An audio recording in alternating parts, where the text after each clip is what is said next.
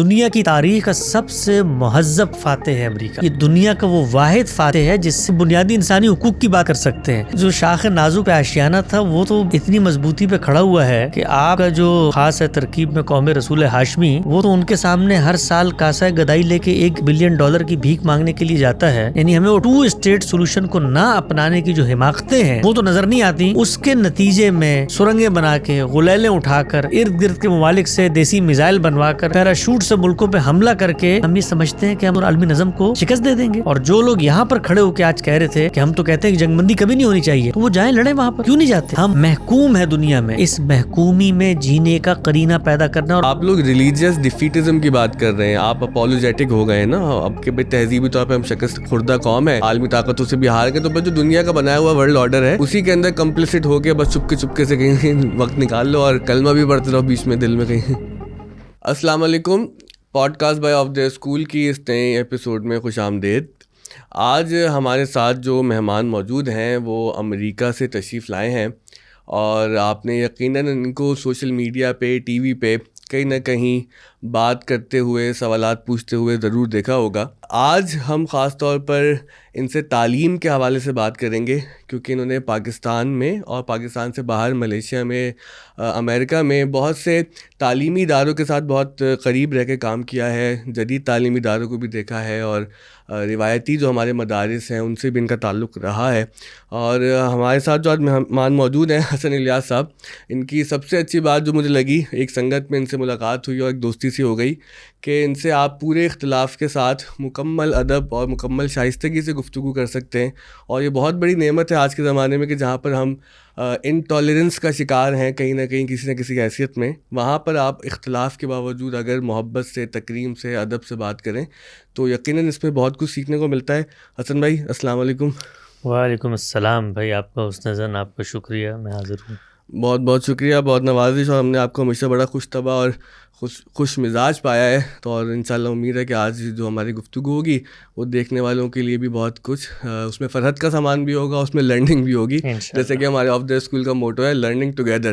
ٹھیک. تو آپ سب سے پہلے فرمائیں کہ اسکول دیکھا آپ نے، کیسا لگا آپ کو؟ مجھے بہت اچھا لگا جی کانسیپٹ. میں جب علم میں آیا تھا کچھ سال پہلے کہ آپ جیسے نوجوانوں نے آگے بڑھ کے اس طرح کے کراچی کے پسماندہ علاقے میں جہاں پر کوئی سوچ نہیں سکتا کہ اس سطح کا جدید ایک تعلیم کا ادارہ موجود ہوگا، جہاں پر ہر عمر کے بچوں کو نہ صرف تعلیم دی جا رہی ہوگی بلکہ ان کو شعور دیا جا رہا ہوگا، ان کا ایک ورلڈ ویو ڈیولپ ہو رہا ہوگا، وہ اسکل سیکھ رہے ہوں گے، اور معاشرے کے اندر اپنا ایک مقام پیدا کرنے کی جو پورا کا پورا ماحول ہوتا ہے.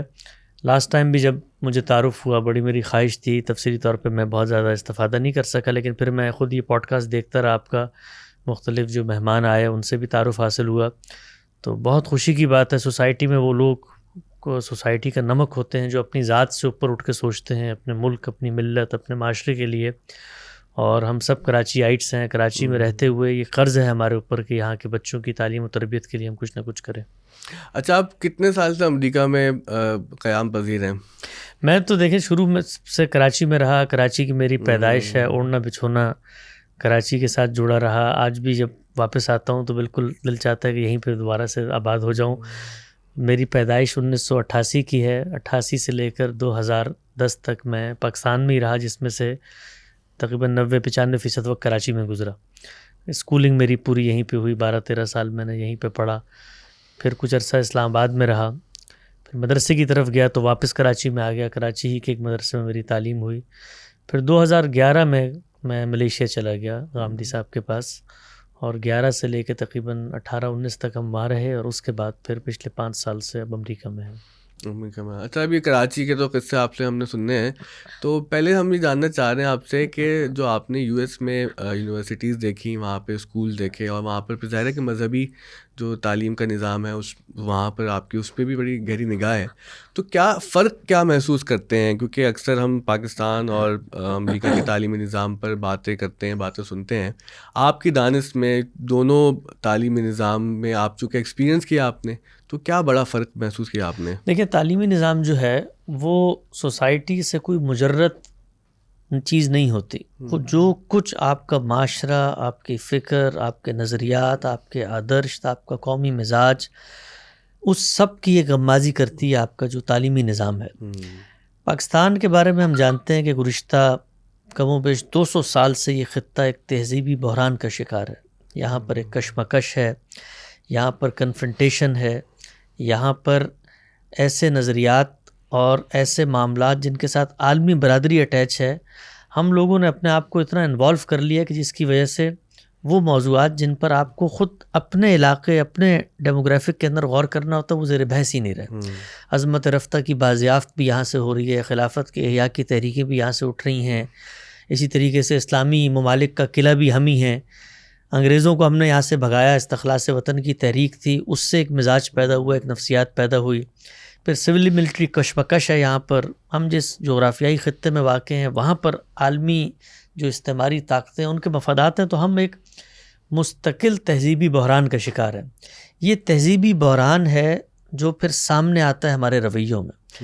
تو تعلیم بھی اصل میں آپ کا ایک مزاج پیدا کرتی ہے. ہمارا تعلیمی نظام در حقیقت اسی دور کی اشرافیہ کا تعلیمی نظام ہے جس میں آپ نے چند لوگوں کو اعلیٰ عہدوں تک پہنچانا ہے، اور ان اعلیٰ عہدوں تک پہنچانے کے لیے آپ کمپیریزن کے اصول پر لوگوں کو انتخاب کر کے آگے لے کر آ رہے ہوتے ہیں. سرمایہ نظام ہے، چند لوگوں کو نوکریاں دینی ہیں. پورے تعلیمی نظام کی اورینٹیشن یہ ہے کہ آپ نے پوزیشن کے اوپر سامنے رکھ کے لوگوں کا انتخاب کرنا ہے، اور جو کریم ہے سوسائٹی کی اس کو تعلیم کی منہاج تک پہنچا کر کہنا ہے کہ یہ ترقی یافتہ اور تعلیمی یافتہ لوگ ہیں. تعلیم کا اس سے کوئی تعلق نہیں ہوتا. تعلیم بالکل مختلف چیز ہے. تعلیم نام ہے تہذیب نفس کا. جو کچھ صلاحیت آپ کو اللہ نے دی ہے اس صلاحیت کو نکھارنا ہے آپ نے. میں اکثر یہ بات کہتا ہوں، بڑے بڑے مشکل معاملات ہوتے ہیں لیکن آپ کو کبھی کبھی زندگی کے چھوٹے چھوٹے اسباق وہ چیزیں سمجھا دیتے ہیں جو بڑے بڑے فلسفی نہیں سمجھ. میرے یہاں ٹوئنز بچوں کی پیدائش ہوئی تو میں ڈاکٹر کے پاس گیا، بہت انٹرنیٹ پہ پڑھنا شروع کیا، پہلی دفعہ بچے پیدا ہوئے تھے تو میں نے اپنے ڈاکٹر سے پوچھا، میں نے کہا یہ بتائیے کہ میرے بچے اب 3 مہینے کے ہو گئے ہیں، تو بتائیے کہ دنیا میں 3 مہینے کے بچوں کا جو وزن ہوتا ہے ان کے مقابلے میں میرے بچوں کا وزن کتنا ہے. تو انہوں نے مجھے کہا کہ یہ بالکل غلط سوچ ہے جس پہ آپ سوچ رہے ہیں. بچوں کا وزن کبھی بھی دنیا کے بچوں کے موازنے سے نہیں ہوتا. بچوں کا وزن ان کی پیدائش سے ہوتا ہے. تو آپ کے بچے کا کمپیریزن اس کی پیدائش سے ہوگا کہ اب وہ کہاں تک پہنچ گیا. تو تعلیم نام ہے اللہ نے جو مجھے صلاحیتیں دی ہوئی ہیں جس کے ساتھ میں پیدا ہوا ہوں ان کو نکھارنے کا. تو پاکستان کا تعلیمی نظام جو ہے وہ ہمارے پورے کے پورے قومی بحران کی غمازی کرتا ہے. اس کے مقابلے میں آپ امریکہ کو دیکھیں تو امریکہ جو ہے وہ کچھ فلسفیانہ نقطہ نظر کے اوپر اس کی ناؤ کھڑی ہوئی ہے. جان لاک کا فلسفہ ہے جس میں ہیومنزم کی، انسان کی قدر اور فریڈم آف ایکسپریشن اور اس طرح حریت فکر، حریت آزادی، اس سے وہ لوگ نکلے ہیں. پھر ان کا جو اپنا مذہبی پس منظر ہے جس میں انہوں نے دیکھا ہے جبر کو، تسلط کو، ظلم کو، تو اس کے نتیجے میں کچھ سوشل ویلیوز ڈیولپ ہوئی ہیں. مثلا قانون کی حکمرانی، حق خود راتی ہے، جمہوری اقدار ہیں، اسی طریقے سے لوگوں کی نقل مکانی کے بارے میں آپ نے آزادی دی ہے. یہ قومی مزاج ہے جو پھر آپ کے تعلیمی اداروں پر اثر انداز ہوتا ہے. تو اب وہاں پر تعلیم کو جو ہم نے دیکھا وہ بالکل مختلف ہے جو پاکستان میں ہوتا ہے. مثلا تعلیمی یافتہ ہونے کا اس سے کوئی تعلق نہیں ہے کہ آپ اعلیٰ درجے کی ڈگریاں رکھتے ہیں.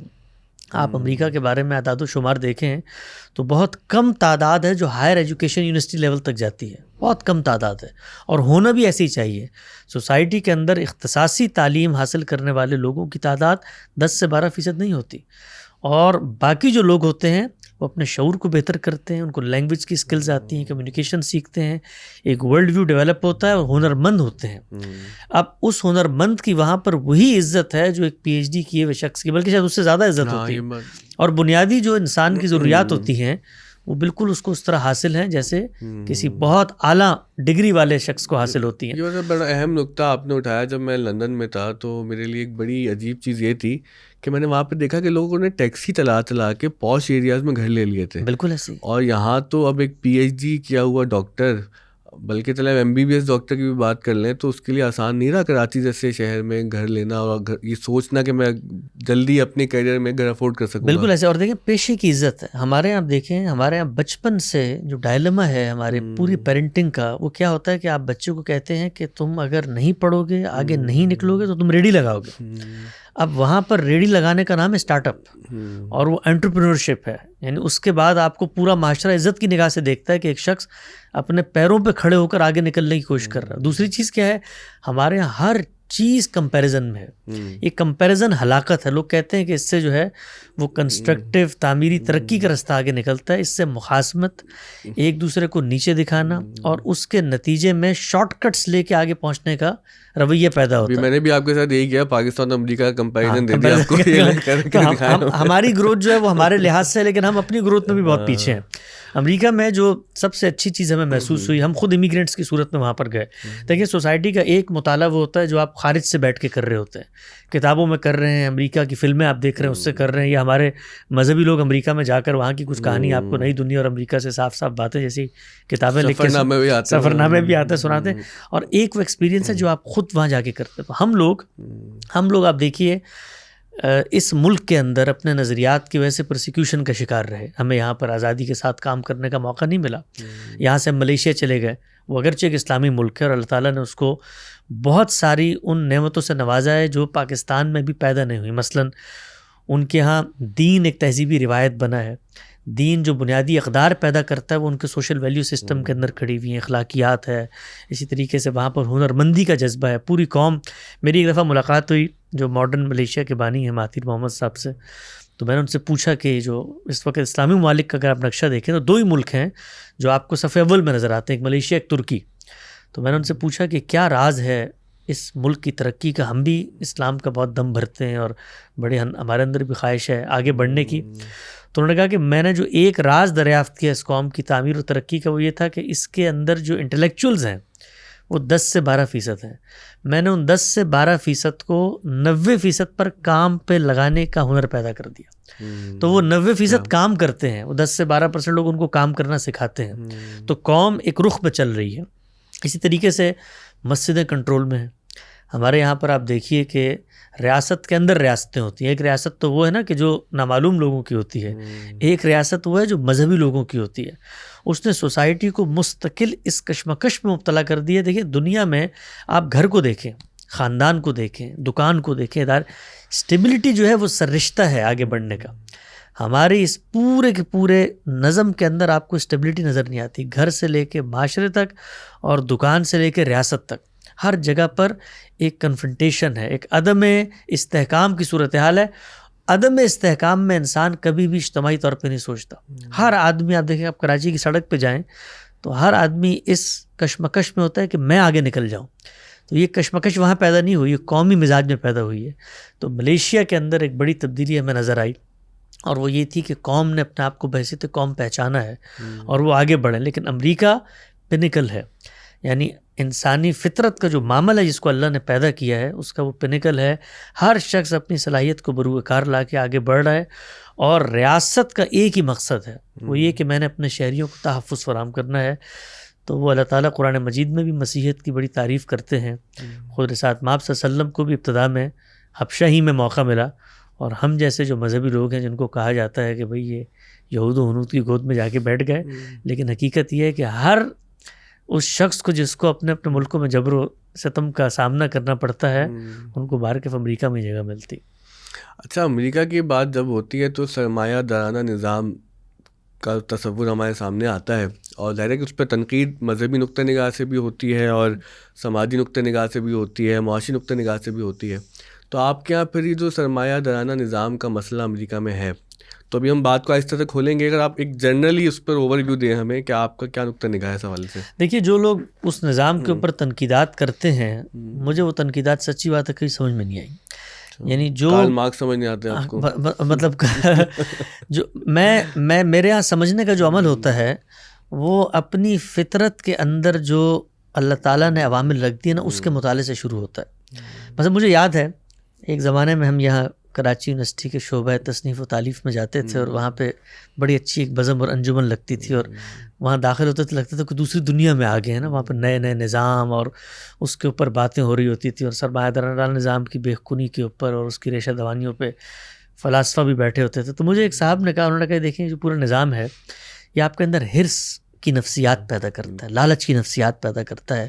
یہ انسان کی جیب میں جو آخری چونی ہے اس کو اینٹ تک لینے کی ایک پوری کی پوری کاوش ہے منظم طور پہ, اور اس سے فخر کی نفسیات پیدا ہوتی ہے. دیکھیں نئے نئے ماڈلز آ رہے ہیں, تو وہ بات کر ہی رہے تھے کہ اتنے میں ہم کھڑکی سے ہم نے دیکھا کہ ایک شخص نا نئی گاڑی بڑی زور سے دوڑا کے لے کر گیا. تو انہوں نے کہا یہ دیکھیں یہ ہے سرمایہ دارانہ نظام کے مفاسد کہ اب اس نے گاڑی خریدی, پہلے اس کے اندر ہرس پیدا کی گئی اشتہار دکھا کے گاڑی کی, پھر اس نے گاڑی خریدی, اب خریدنے کے بعد یہ فخر سے اس گاڑی کو نا کراچی یونیورسٹی کی سڑکوں پہ دوڑا رہا ہے. تو میں نے ان سے پلٹ کے کہا, میں نے کہا جی یہ فخر تو مجھے نیا گھوڑا لے کے بھی محسوس ہوتا تھا, یعنی اگر میرے پاس نیا گھوڑا ہوتا تب بھی میں یہ فخر محسوس کر رہا ہوتا کہ میں سڑک پہ نکلتا یا میں کسی جگہ پہ جاتا تو میرے اندر یہ نفسیات پیدا ہو رہی ہوتی کہ بھئی میرے اندر ایک برتری کا تفوق کا جذبہ ہے. تو تفوق کی جبلت تو فطرت میں ڈالی ہوئی اللہ نے. تو کیا آپ یہ کہتے ہیں کہ میرے اندر یہ جبلت نہیں ہونی چاہیے, نئی چیز لے کے مجھے خوشی نہیں ہونی چاہیے, یا مجھے اللہ نے کوئی صلاحیت دی ہے تو میں اس کے ذریعے سے لوگوں کو اس پہ متوجہ نہ کروں؟ یہ تو میں روز کر رہا ہوتا ہوں. تو اگر اس کو کسی معیشت نے اپنا لیا ہے تو بحیثیت نظام آپ کیسے اس کو قرار دے سکتے ہیں کہ انسانی فطرت سے یہ مزاحم ہے؟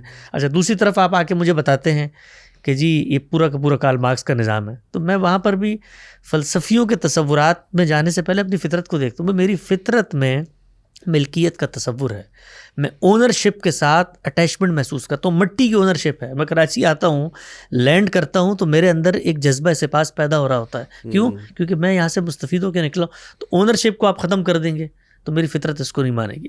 تو دنیا کے اندر جتنے بھی نظام ہیں وہ انسان نے بنائے ہیں, ان نظام کو آپ اپنی فطرت سے ہم آہنگی کے تصورات کے ساتھ دیکھیں. ان کے اندر مفاسد بھی ہیں, ان کے اندر بہتری کے امکانات بھی ہیں, لیکن جس وقت آپ کسی نظام کی نفی کرتے ہیں تو پھر پلٹ کے ہم پوچھتے ہیں کہ بھئی آپ کے پاس کیا ہے, تو پھر آپ بھی ایک نظام لے کے آ رہے ہوتے ہیں, اور وہ نظام اصل میں نام آپ اس کو اسلام کا دے رہے ہوتے ہیں, لیکن وہ 1200-1400 سال پہلے کی عرب معاشرت کے اندر پیدا ہونے والی ایک مخصوص دور کی فقہ ہوتی ہے, وہ بھی ایک نظام لے کر آتی ہے. تو اس نظام پر ہم بات کریں گے, اس کے 10 مفاسد سامنے آ جائیں گے.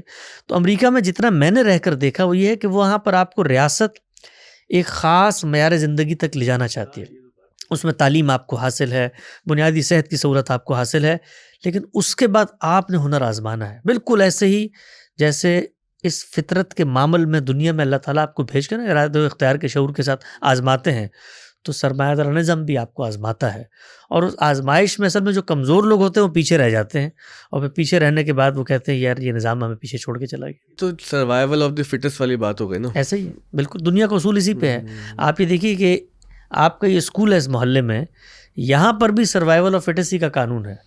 ایک ٹیچر آتا ہے, وہ ایک اسٹیج پر اپنی پرفارمنس دیتا ہے, وہ پرفارمنس آپ کے لیے قابل عمل ہوتی ہے تو وہ آگے سروائیو کرتا, نہیں تو آپ اس کو ریپلیس کر دیتے ہیں.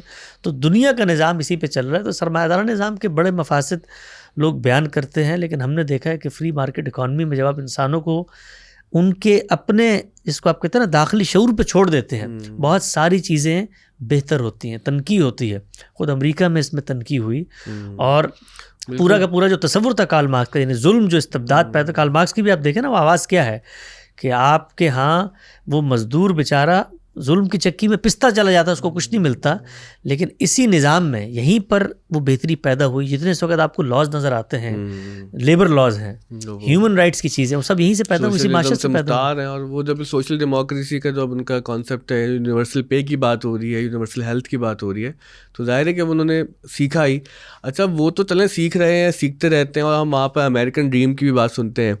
تو آپ کو لگتا ہے کوئی پاکستانی ڈریم نام کی چیز بھی ہماری ہے, یا ہم صرف امریکن ڈریم سنتے سنتے ہی دنیا سے چلے آئیں گے؟ نہیں, پاکستانی ڈریم بھی موجود ہے, اور پاکستانی ڈریم کی جو فیسینیشن ہے اگر آپ کو میں وہ بتا دوں تو شاید آپ کو امریکن ڈریم اس کے سامنے ہیچ لگے.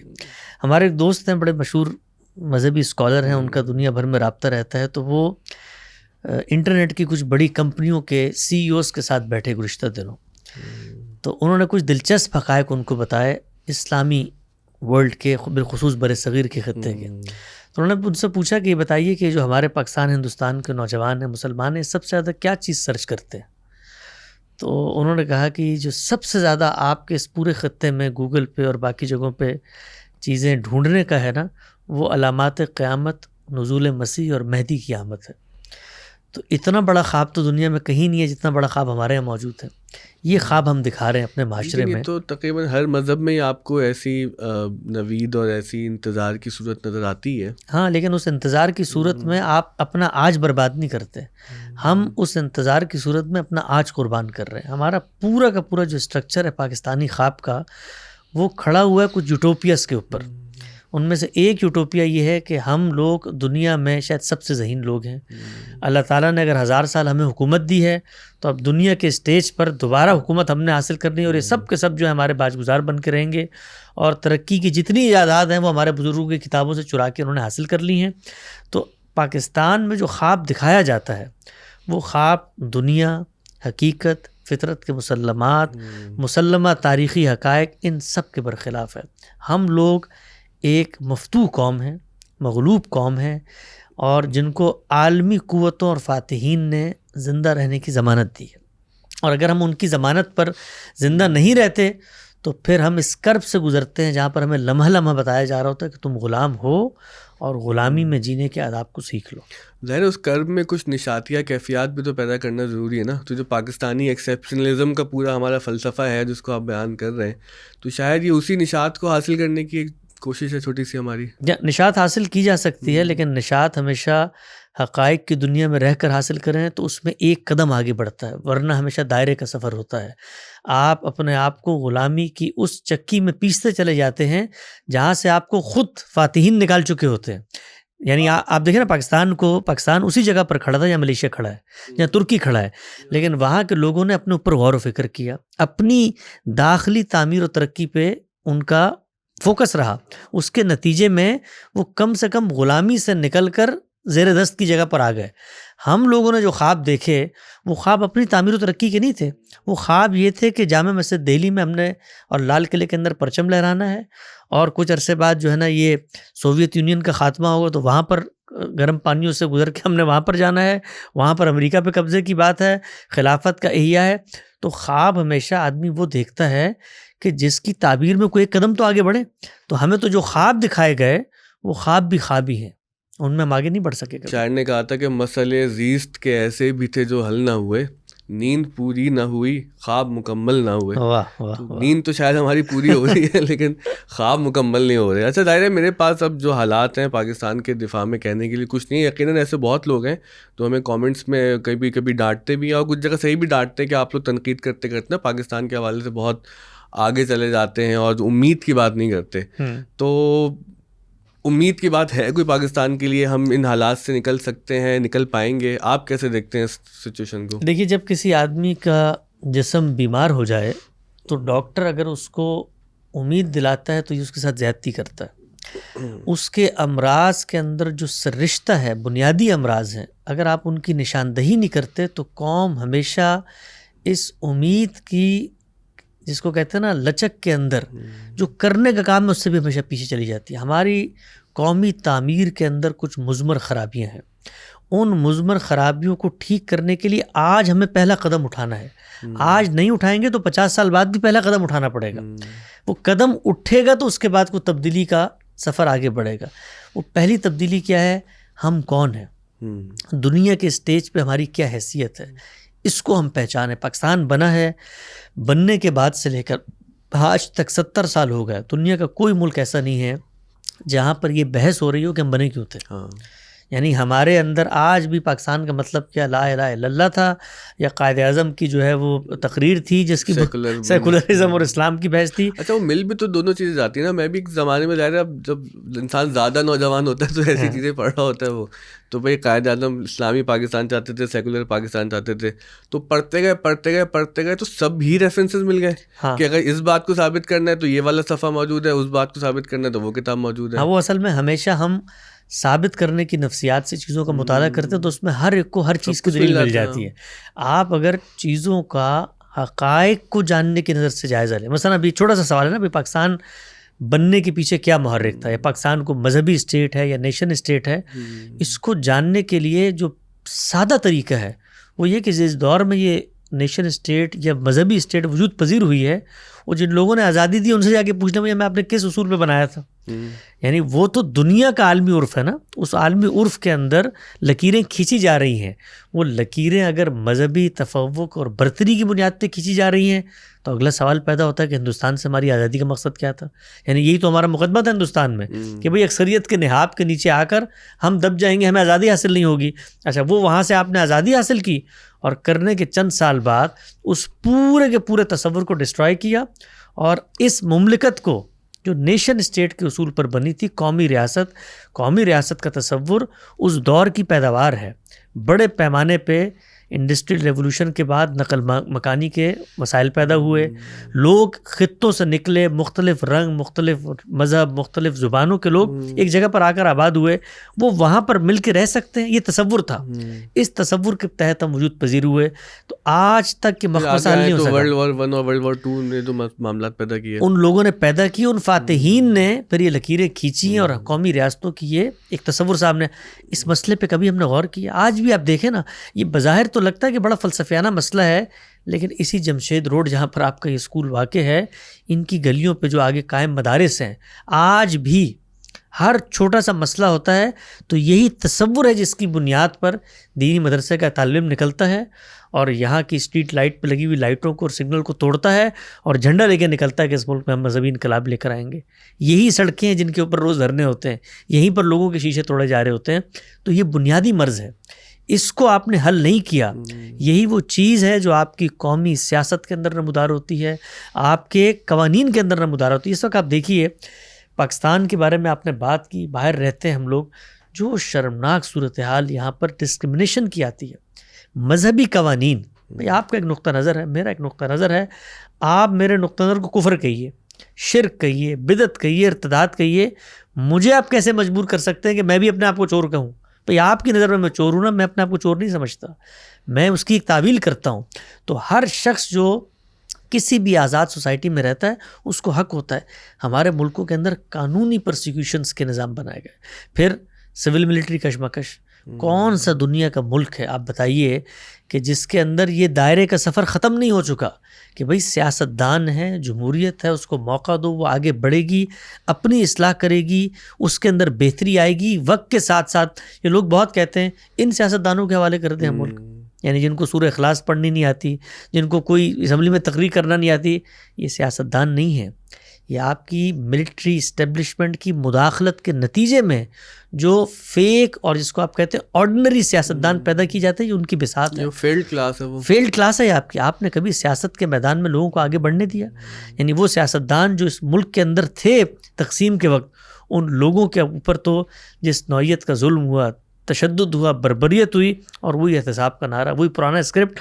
تو اس سب میں آپ مجھے بتائیے کہ میں اگر آپ کو یہ کہوں جی پاکستان تو چند سالوں میں ایشین ٹائیگر بن جائے گا اور اس کے کچھ عرصے بعد یہ عالم اسلام کا قلعہ ہوگا اور پھر اس کے بعد خلافت کا احیاء یہاں سے ہوگا، جس کی مذہبی انٹیلیجنشیا اور دانشوری جاننے پر آمادہ نہیں ہے کہ ہم کس دور میں جی رہے ہیں، اور وہ اس دور میں کھڑے ہو کے عالمی طاقتوں کے ساتھ مخاصمت، کنفرنٹیشن، لڑائی اور جنگوں کی بات کر رہے ہیں. آپ مجھے بتائیے کہ وہاں پر کیا امید کی کرن نظر آئے گی؟ تو میں سچائی کا طالب علم ہوں، اور سچائی یہ ہے کہ ہمارے ملک کو اتنے گہرے، اتنے بڑے امراض لاحق ہیں کہ اگر آپ نے ان کا آج علاج شروع نہیں کیا تو کاسمیٹک چینج سے آپ کسی مین ہول کے اوپر مخمل کا کپڑا تو رکھ دیں گے، وہاں سے تعفن نہیں جا سکتا. میں نے پوری نیت اور ارادہ کیا تھا کہ آپ کی فکر کے بارے میں کوئی بات نہیں کریں گے ہم، لیکن آپ نے جو ہے نا بالکل ایک جذباتی سا کر دیا. آپ بہت اچھا خوبصورت گفتگو کرتے ہیں، مجھے پتہ نہیں آپ کو اس کا احساس ہے نہیں، بہت مربوط طریقے سے گفتگو کرتے ہیں. پہلے یہ بتائیے یہ کیسے آپ بہت پڑھتے رہے، ڈیبیٹ کرتے رہے،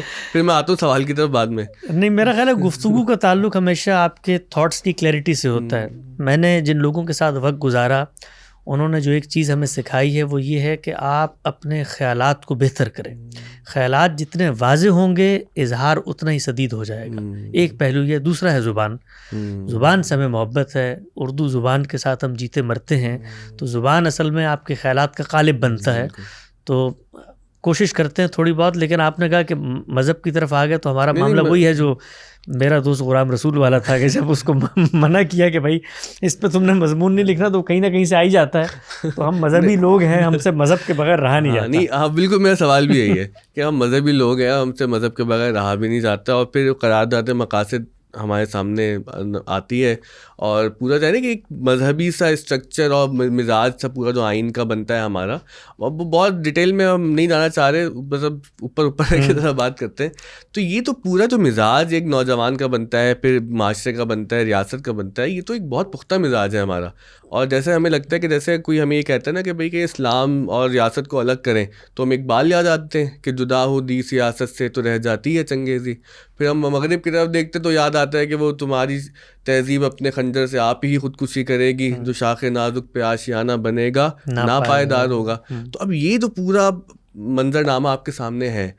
تو اس میں آپ جو فکر کی بات کر رہے ہیں، اس میں ایک یہ بات کی جاتی ہے، کاؤنٹر آرگیومنٹ یہ آتا ہے کہ آپ لوگ ریلیجیس ڈیفیٹزم کی بات کر رہے ہیں، آپ اپولوجیٹک ہو گئے ہیں نا اب کہ بھائی تہذیبی طور پہ ہم شکست خوردہ قوم ہے، عالمی طاقتوں سے بھی ہار گئے، تو بس جو دنیا کا بنایا ہوا ورلڈ آرڈر ہے اسی کے اندر کمپلسٹ ہو کے بس چپکے سے کہیں وقت نکال لو اور کلمہ بھی پڑھتے رہو بیچ میں دل میں کہیں.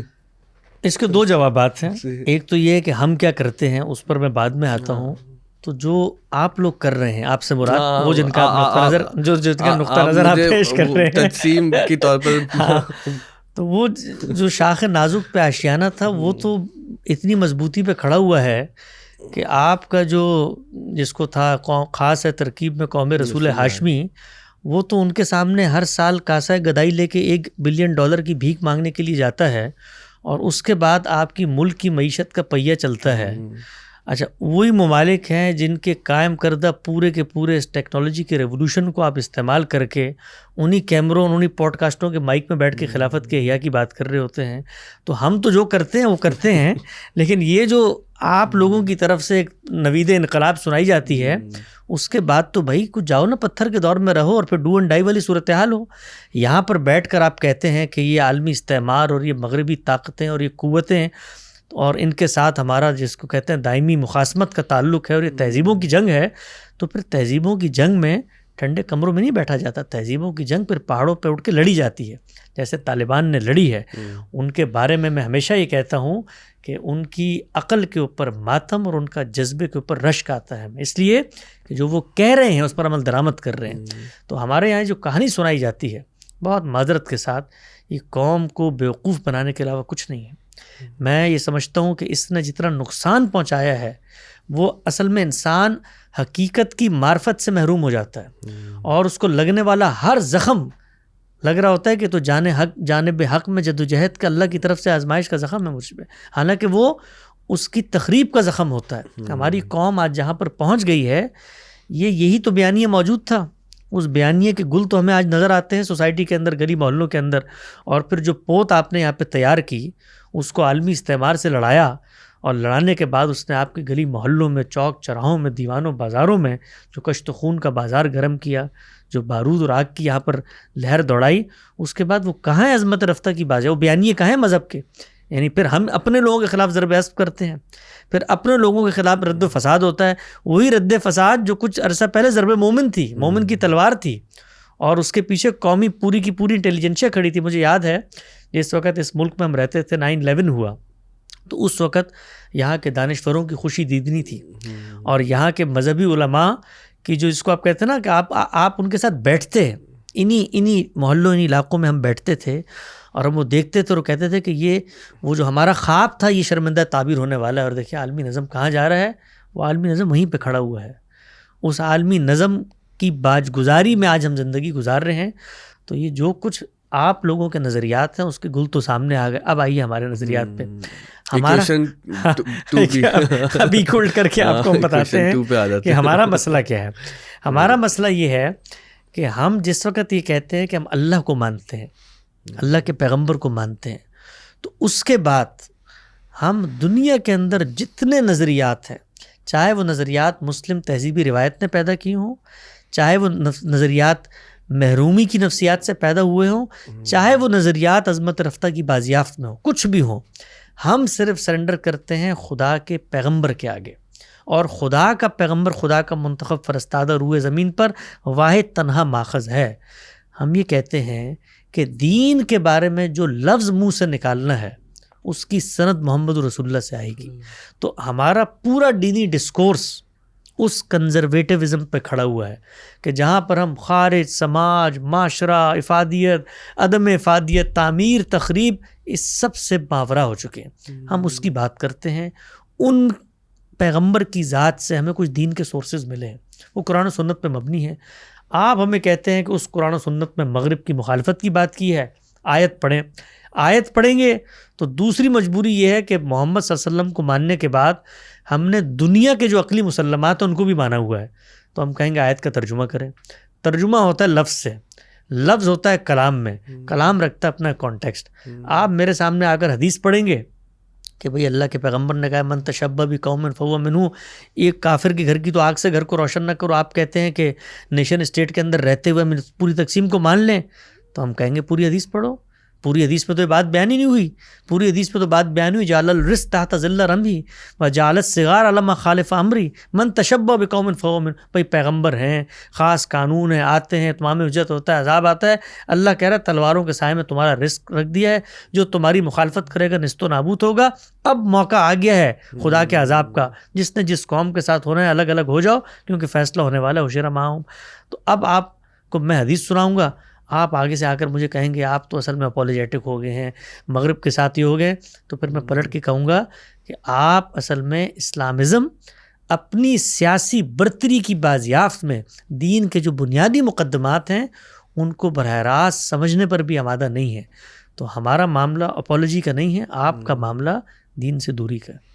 چلیں جو کسی اور مہمان کو بلانا پڑے گا ان تمام سوالات کے جواب کے لیے. ابھی ہم آگے چلتے ہیں امریکہ کی طرف واپس جو ہے نا. اچھا، امریکہ کے حوالے سے آج جو ایک بڑا مسئلہ ہے جو شاید صرف مذہبی تناظر میں نہیں بلکہ ایک ہولسٹک اخلاقی تناظر میں بھی دیکھا جا رہا ہے، ایک فطری تناظر میں بھی دیکھا جا رہا ہے، جو وہاں پر جس کو ہم ایک لفظ استعمال کرتے ہیں جنسی بے راہ روی کا، یا جو آج کل نئی جو جینڈر اسٹڈیز ہیں، جو جینڈر رولز اب آپ کے سامنے ہی ہیں.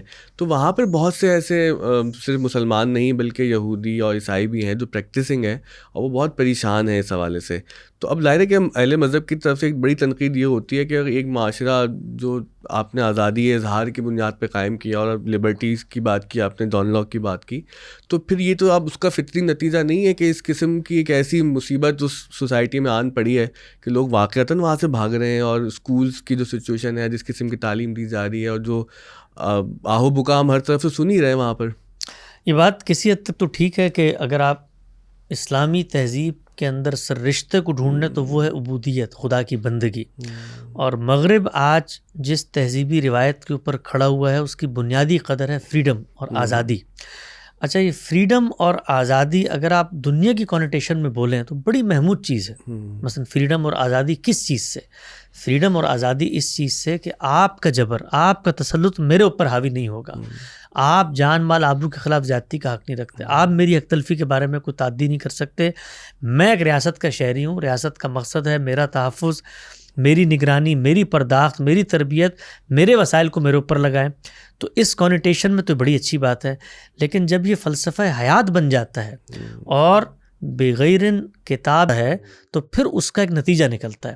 تو وہ نتیجہ میں مغرب میں نظر آ رہا ہے. لیکن مغرب کے اندر جو تہذیبی طور پہ مسیحیت ہے وہ گندھی ہوئی ہے. وہ مسیحیت بھی اس وقت اس پورے کے پورے تصور آزادی کے ساتھ مخاصمت میں ہے جس طرح ہم اپنے ملک کے اندر مغربی ویلیوز کے ساتھ مخاصمت میں. آپ مثال کے طور پہ امریکہ کی جو ایک تصویر ہمارے سامنے آتی ہے، عام طور پہ آپ نے دیکھا ہوگا موویز کے اندر، نیو یارک کے اندر ٹائم اسکوائر میں کوئی نیم برہنہ خواتین آپ کو دکھائی جا رہی ہوتی ہیں، اور اس طریقے سے امریکہ ایسا نہیں ہے. امریکہ کے اندر بہت گہری مذہبیت ہے. میں یورپ میں چونکہ بہت زیادہ رہا نہیں، صرف دیکھنے کی حد تک میں گیا ہوں. وہاں کے معاملات بڑے مختلف ہیں. نشأت ثانیہ کے بعد جو ایک مذہب سے ریوالٹ کی نفسیات پیدا ہوئی، اور پھر انقلاب فرانس نے پوری کی پوری جو اورینٹیشن چینج کی ہے یورپ کی، امریکہ اس سے بالکل مختلف ہے. امریکہ کے اندر بہت گندھی ہوئی گہری مذہبیت ہے، اور لوگوں کا مسیحی اقدار کے ساتھ تعلق، لوگوں کا چرچ میں جانا، لوگوں کا خاندان کے نظام کی حساسیت، اس سب پر اس قدر گہرا ایمان ہے کہ میں آپ کو یہ دیانتداری سے بتاتا ہوں کہ لوگوں کو اس کا اندازہ نہیں. میں ٹیکسس میں رہتا ہوں اور میرے محلے میں کم سے کم کچھ 40 کے قریب چرچ ہیں، اور ان چرچز میں سیٹرڈے سنڈے کو بیٹھنے کی جگہ نہیں ہوتی. فنکشنل چرچز ہیں, اتنا رش ہوتا ہے. ہمارے تو ہم پڑھتے نا اخباروں میں کہ چرچ بند ہو رہے ہیں, چرچ بک رہے ہیں, اور چرچ بالکل بہت مختلف صورتحال. امریکہ کے اندر ایک پوری کی پوری بائبل بیلٹ اس کو کہتے ہیں, اور وہ بے شمار ریاستوں پر مشتمل ہے, جن کی تو پوری کی پوری جس کو آپ کہتے ہیں اٹھان اور ساخت جو ہے وہ اپنی مذہبی شناخت کے اوپر پرائڈ اور وینٹی سے اٹھی ہوئی ہے.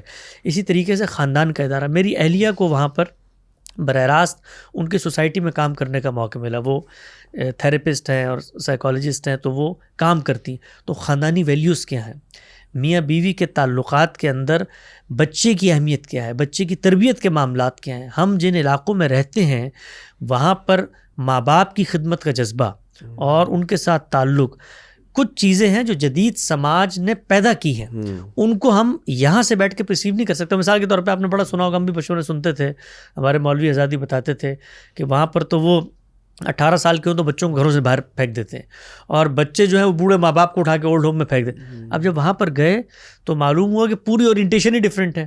یعنی آپ جب باشعور ہو جاتے ہیں, 18 سال کو پہنچ جاتے ہیں, تو اس کے بعد سوسائٹی یہ کہتی ہے کہ اب آپ نکلیں اور اپنا ہنر آزمائیں. اس میں آپ نے اپنے پیروں پہ کھڑے ہونا ہے, آپ نے چیلنجز کا مقابلہ کرنا ہے, آپ نے اپنی کریڈٹ ہسٹری کو مضبوط کرنا ہے, آپ نے اپنے آپ کو فائنینشیل رسپانسبل ثابت کرنا ہے. تو یہ پورا کا پورا نارم ہے. وہاں صدر کی بیٹی بھی اسی پروسیس سے گزرتی ہے. اوباما کی بچیوں کے بارے میں بھی آپ دیکھیں کہ ان کو بھی اسی پروسیس سے گزر کر کسی جگہ پر ویٹر کی حیثیت سے کام کرنا پڑا, کیونکہ وہ وہاں جائیں گے, بینک اکاؤنٹ کھلے گا, تو یہ وہاں کا سوشل نارم ہے. اسی طریقے سے جو بوڑھے لوگ ہیں, ہمارے ہاں جو کچھ بوڑھوں کے ساتھ ہوتا ہے, آپ دیکھیں جس وقت لوگ بوڑھے ہو جاتے ہیں, جو میزریز گھر میں ہوتی ہیں, اس کو انہوں نے ایک نظام میں ڈھالا ہے. اس نظام میں 24 گھنٹے ایک ڈاکٹر موجود ہے. وہی بیٹے ہیں جو پیمنٹس کر رہے ہوتے ہیں اپنے بوڑھے ماں باپ کی نگہداشت کی, ان کے علاج و معالجے کی. کیونکہ مجبوری ہے, نوکریاں کرنی ہے, آپ کو سفر کرنا ہے, دوسری اسٹیٹس میں جانا, تو آپ کیا کریں, ماں باپ کو پھینک دیں گے. تو پورا کا پورا کانسیپٹ ڈیولپ ہوا. تو ہم لوگوں نے اس کانسیپٹ کو کبھی بھی اس کی جو اورینٹیشن تھی اس کے پس منظر میں رکھ کے نہیں دیکھا. تیسری چیز ہے آزادی کی قدر. یہ جو اس وقت آپ کو LGBT کمیونٹی اور ہم جنس پرستوں کی شادی یہ سب کچھ نظر آتا ہے, یہ اصل میں وہ جو ان کی آزادی کی قدر کا ویلیو سسٹم ہے اس کا, اور ان کی پوری مذہبی پرسیکیوشن کی جو ایک روایت گزری ہے بہت لمبا, اس کا کلیش ہے. اس میں کچھ عدم توازن نظر آتا ہے. اس میں بھی آپ یہ دیکھیے جس وقت ہم جنس پرستی کے اوپر امریکی جو سپریم کورٹ نے فیصلہ دیا ہے, آپ اس میں چیف جسٹس کے ریمارکس پڑھیں. وہ بتاتے ہیں کہ ہمارا خاندانی نظام کس طریقے سے منفرد ہے ان سب چیزوں سے, لیکن یہ چونکہ مطالبہ کر رہے ہیں, یہ اپنے لیے ایک چیز کو اپنانا چاہتے ہیں, تو ہماری آزادی کی قدر ہمیں یہاں پر لے کے جاتی. تو تہذیبیں, معاشرت ہمیشہ اس طرح کے داخلی بحرانوں کا شکار ہوتی ہیں. اس سے بڑا بحران ہمارے معاشرے میں موجود ہے, ہم کبھی اس پہ نظر نہیں دوڑاتے. آپ یہ دیکھیے اس وقت ہمارے ہاں مغربی تہذیب اور مغربی طرز فکر نے جو کیریئر کی اورینٹیشن پیدا کی ہے, اس کے اندر ہم کبھی یہ دیکھنے پر بھی آمادہ نہیں ہوتے کہ ہمارے ماں باپ, ہمارا معاشرہ, ہمارا ارد گرد, اس کا ہم سے تقاضا کیا ہے. یعنی آپ دیکھیں ہر شخص اپنی ذات کی حد تک جی رہا ہے, میں نے BBA کرنا ہے, میں نے MBA کرنا ہے, میں نے ڈگری لینی ہے, میں نے نوکری حاصل کرنی ہے, میں نے شادی کرنی ہے. اس سب میں ہوں. معاشرہ کہاں ہے, والدین کہاں ہے, لوگ کہاں ہیں. انڈیویجولزم ہے نا, US میں نہیں ہے ایسا. نہیں, US میں بھی ہے, لیکن یہ ہمارے یہاں بھی تو ہے. یعنی یہ داخلی بحران ہر جگہ پہ ہوتا ہے. تو میں کہتا ہوں کہ دنیا کے مسائل کو, امریکہ کا مسئلہ یا مغرب کا مسئلہ یا مشرق کا, یہ انسانوں کا مسئلہ ہے. انسانوں کے مسئلے کو اس کی جگہ پر کھڑے ہو کے دیکھیں. کچھ چیزیں انسان پیدا کرتے ہیں, اس میں ٹرائل اور ایرر ہوتا ہے, اس کے اندر بہتری آتی ہے, اس بہتری سے انسانیت کا سفر آگے بڑھتا ہے. ہم لوگ کیا کرتے ہیں, یہاں سے بیٹھ کے وہاں کی برائیاں چنتے ہیں, اور برائیاں چننے کے بعد بتاتے ہیں کہ دیکھو وہ تو کتنی بری معاشرت ہے. ذرا اپنی معاشرت پر نظر دوڑائیں, اس کے داخلی مسائل کو دیکھیں. آپ کبھی غور کیجئے گا, اس معاشرے میں چیزیں رپورٹ نہیں ہوتی, چیزوں کو اس طرح منظر عام پر لاتے میں ہمیں شرم محسوس ہوتی ہے. ذرا یہاں پر ہیراسمنٹ, سیکشول ابیوز, خاندان کے اندر جو بڑے لوگ بچوں کے ساتھ کر رہے ہوتے ہیں, یہ ہمارے گلی محلوں کے اندر جو چھوٹو بن کے دکانوں کے اندر بیٹھے ہوتے ہیں, ان کی زندگی, ان کے ساتھ ابیوسو بیہیویئرز, پھر میاں بیوی کے ریلیشن میں فیملی کرائسس اس وقت ہمارے معاشرے میں آپ دیکھیں, طلاق کا ریشو دیکھیں, یہ سب کچھ یہاں نہیں ہے. یہ انسانیت کے مسائل ہوتے ہیں. تو انسانیت کے مسائل کو مشرق و مغرب میں بانٹ کر اگر آپ دیکھیں گے تو آپ ہمیشہ کرٹیسزم کی نفسیات میں آگے جئیں گے. آپ کہیں مغرب نے ایک نظام دیا, اس میں 3 برائیاں تھیں, 3 اچھائیاں تھیں, وہ خود اس کی تنقید کے مرحلے سے گزر رہا ہے اور ہم اس میں اس کی مدد کرتے ہیں. ہم بتاتے ہیں بھائی خدا کی شریعت ہمارے پاس ہے, خدا کا دین ہمارے پاس ہے, ہم ان کو بتاتے ہیں دیکھو قائم بالقسط کیسے رہا جاتا ہے. تو انسان ہمیشہ پنڈولم کی طرح کبھی یہاں جاتا ہے کبھی وہاں جاتا ہے. تو امریکی معاشرہ ہے یا پاکستانی معاشرہ ہے, خرابیاں ہر جگہ ہوتی ہیں, اچھائیاں ہر جگہ پیدا کی جا سکتی ہیں, لیکن جو بنیادی اقدار ہیں اس میں کوئی موازنہ ہی نہیں ہے. اچھا, یہاں پہ ایک بات یہ کہی جاتی ہے کہ ایسے مواقع پر اگر وہی کو ہم جو ہے رہنما بنا کے عقل کو تابع کریں اور یہ ریاست بناتے ہوئے اور معاشرے کا نظم بناتے ہوئے, تو اس طرح سے ہم ان جو ہے معاملات سے, ان برائیوں سے بچ سکتے ہیں. تو اس پہ آپ کی کیا رائے ہے کہ کیا ریاست کو نہیں چاہیے کہ وہ وہی کے تابع ہو کر جو ہے وہ نظم بنائے؟ اگر مسلمانوں کی ریاست ہے, مسلمانوں کو اس میں اقتدار حاصل ہے, تو یقینی طور پہ وہ اللہ کی ہدایت کی روشنی میں سارے اجتماعی معاملات کا فیصلہ کریں گے, روشنی میں, اللہ کی ہدایت کی روشنی میں. یعنی فقہا کے قائم کردہ کسی تصور کے تحت نہیں, کسی دینی تعبیر کے نہاب میں نہیں. قرآن مجید نے اجتماع سے متعلق بھی بہت سارے احکامات بتائے ہیں, ان کو وہ اپنائیں گے اور وہ یقیناً توازن پہ رکھتے ہیں معاملات کو. تو ان معاملات میں ہم لوگوں کو پیامبر بننا چاہیے, مغرب کے پاس جانا چاہیے, بلکہ خود ان کی جو مسیحی روایات ہیں ان کی طرف انہیں توجہ دلانی چاہیے, ان کو زندہ کرنا چاہیے کہ بھئی آپ اس کی طرف آگے بڑھیں. مثال کے طور پہ یہ پورا کا پورا جو وہاں پر ایک جنسی انحراف کا آپ کو تصور نظر آتا ہے, اچھا یہ تصور بھی باہر سے جب آپ بیٹھ کے دیکھتے ہیں تو بڑا مختلف ہے, جب آپ ان کے معاشرے میں جاتے ہیں تو بڑا مختلف ہوتا ہے. یعنی میرا جو تصور تھا گرل فرینڈ اور بوائے فرینڈ کے بارے میں وہ بالکل ایسے تھا کہ جیسے آزادانہ جنسی اختلاط کا کوئی معاملہ ہے. وہاں جا کر معلوم ہوا کہ ایسا نہیں ہے. یعنی وہ شادی سے پہلے ہی کی ایک ایسی میرٹل سچویشن انہوں نے پیدا کر دی جس میں کم از کم جو میاں بیوی کے حقوق ہوتے ہیں وہ کافی حد تک ایک دوسرے سے وابستہ ہو جاتے ہیں. اس میں باقاعدہ قانون سازی ہوئی ہے کہ آپ گرل فرینڈ بوائے فرینڈ ہوتے ہوئے ایک دوسرے کے ساتھ خاص ہیں. اب اگر ایک حد تک معاشرہ پہنچ چکا ہے تو ہم اس کو یہاں سے آگے لے کر چلے نا. کیا کہتے ہیں civil partnership act, civil partnership act ہے, اس کے اندر انہیریٹنس کی تقسیم میں وہ شریک ہو جاتی ہے. اس میں باقاعدہ چیٹنگ کے لاز بنے ہوئے ہیں. جب آپ اس سے الگ ہو جاتے ہیں تو اس کو معاشرے میں بہت برائی کی نظر سے دیکھا جاتا ہے اگر آپ ایک گرل فرینڈ سے زیادہ معاملات میں جا رہے ہوتے ہیں.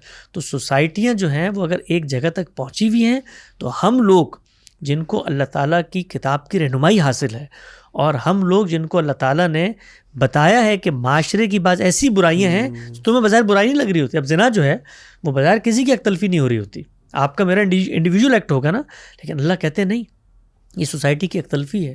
اس لیے کہ جو خاندان کا ایک پائس ادارہ میں بنانا چاہتا ہوں اس میں اولاد کی پرورش میں دونوں کو ایک دوسرے سے یکسو ہونا ہے, یہ سوسائٹی کو خراب کرتا ہے. اس لیے میں نے پریونٹیو میجر کے طور پہ اس کو روک دیا ہے. تو یہ ہمارے پاس دعوت ہے, ہم اس دعوت کو وہاں پر لے کے جائیں.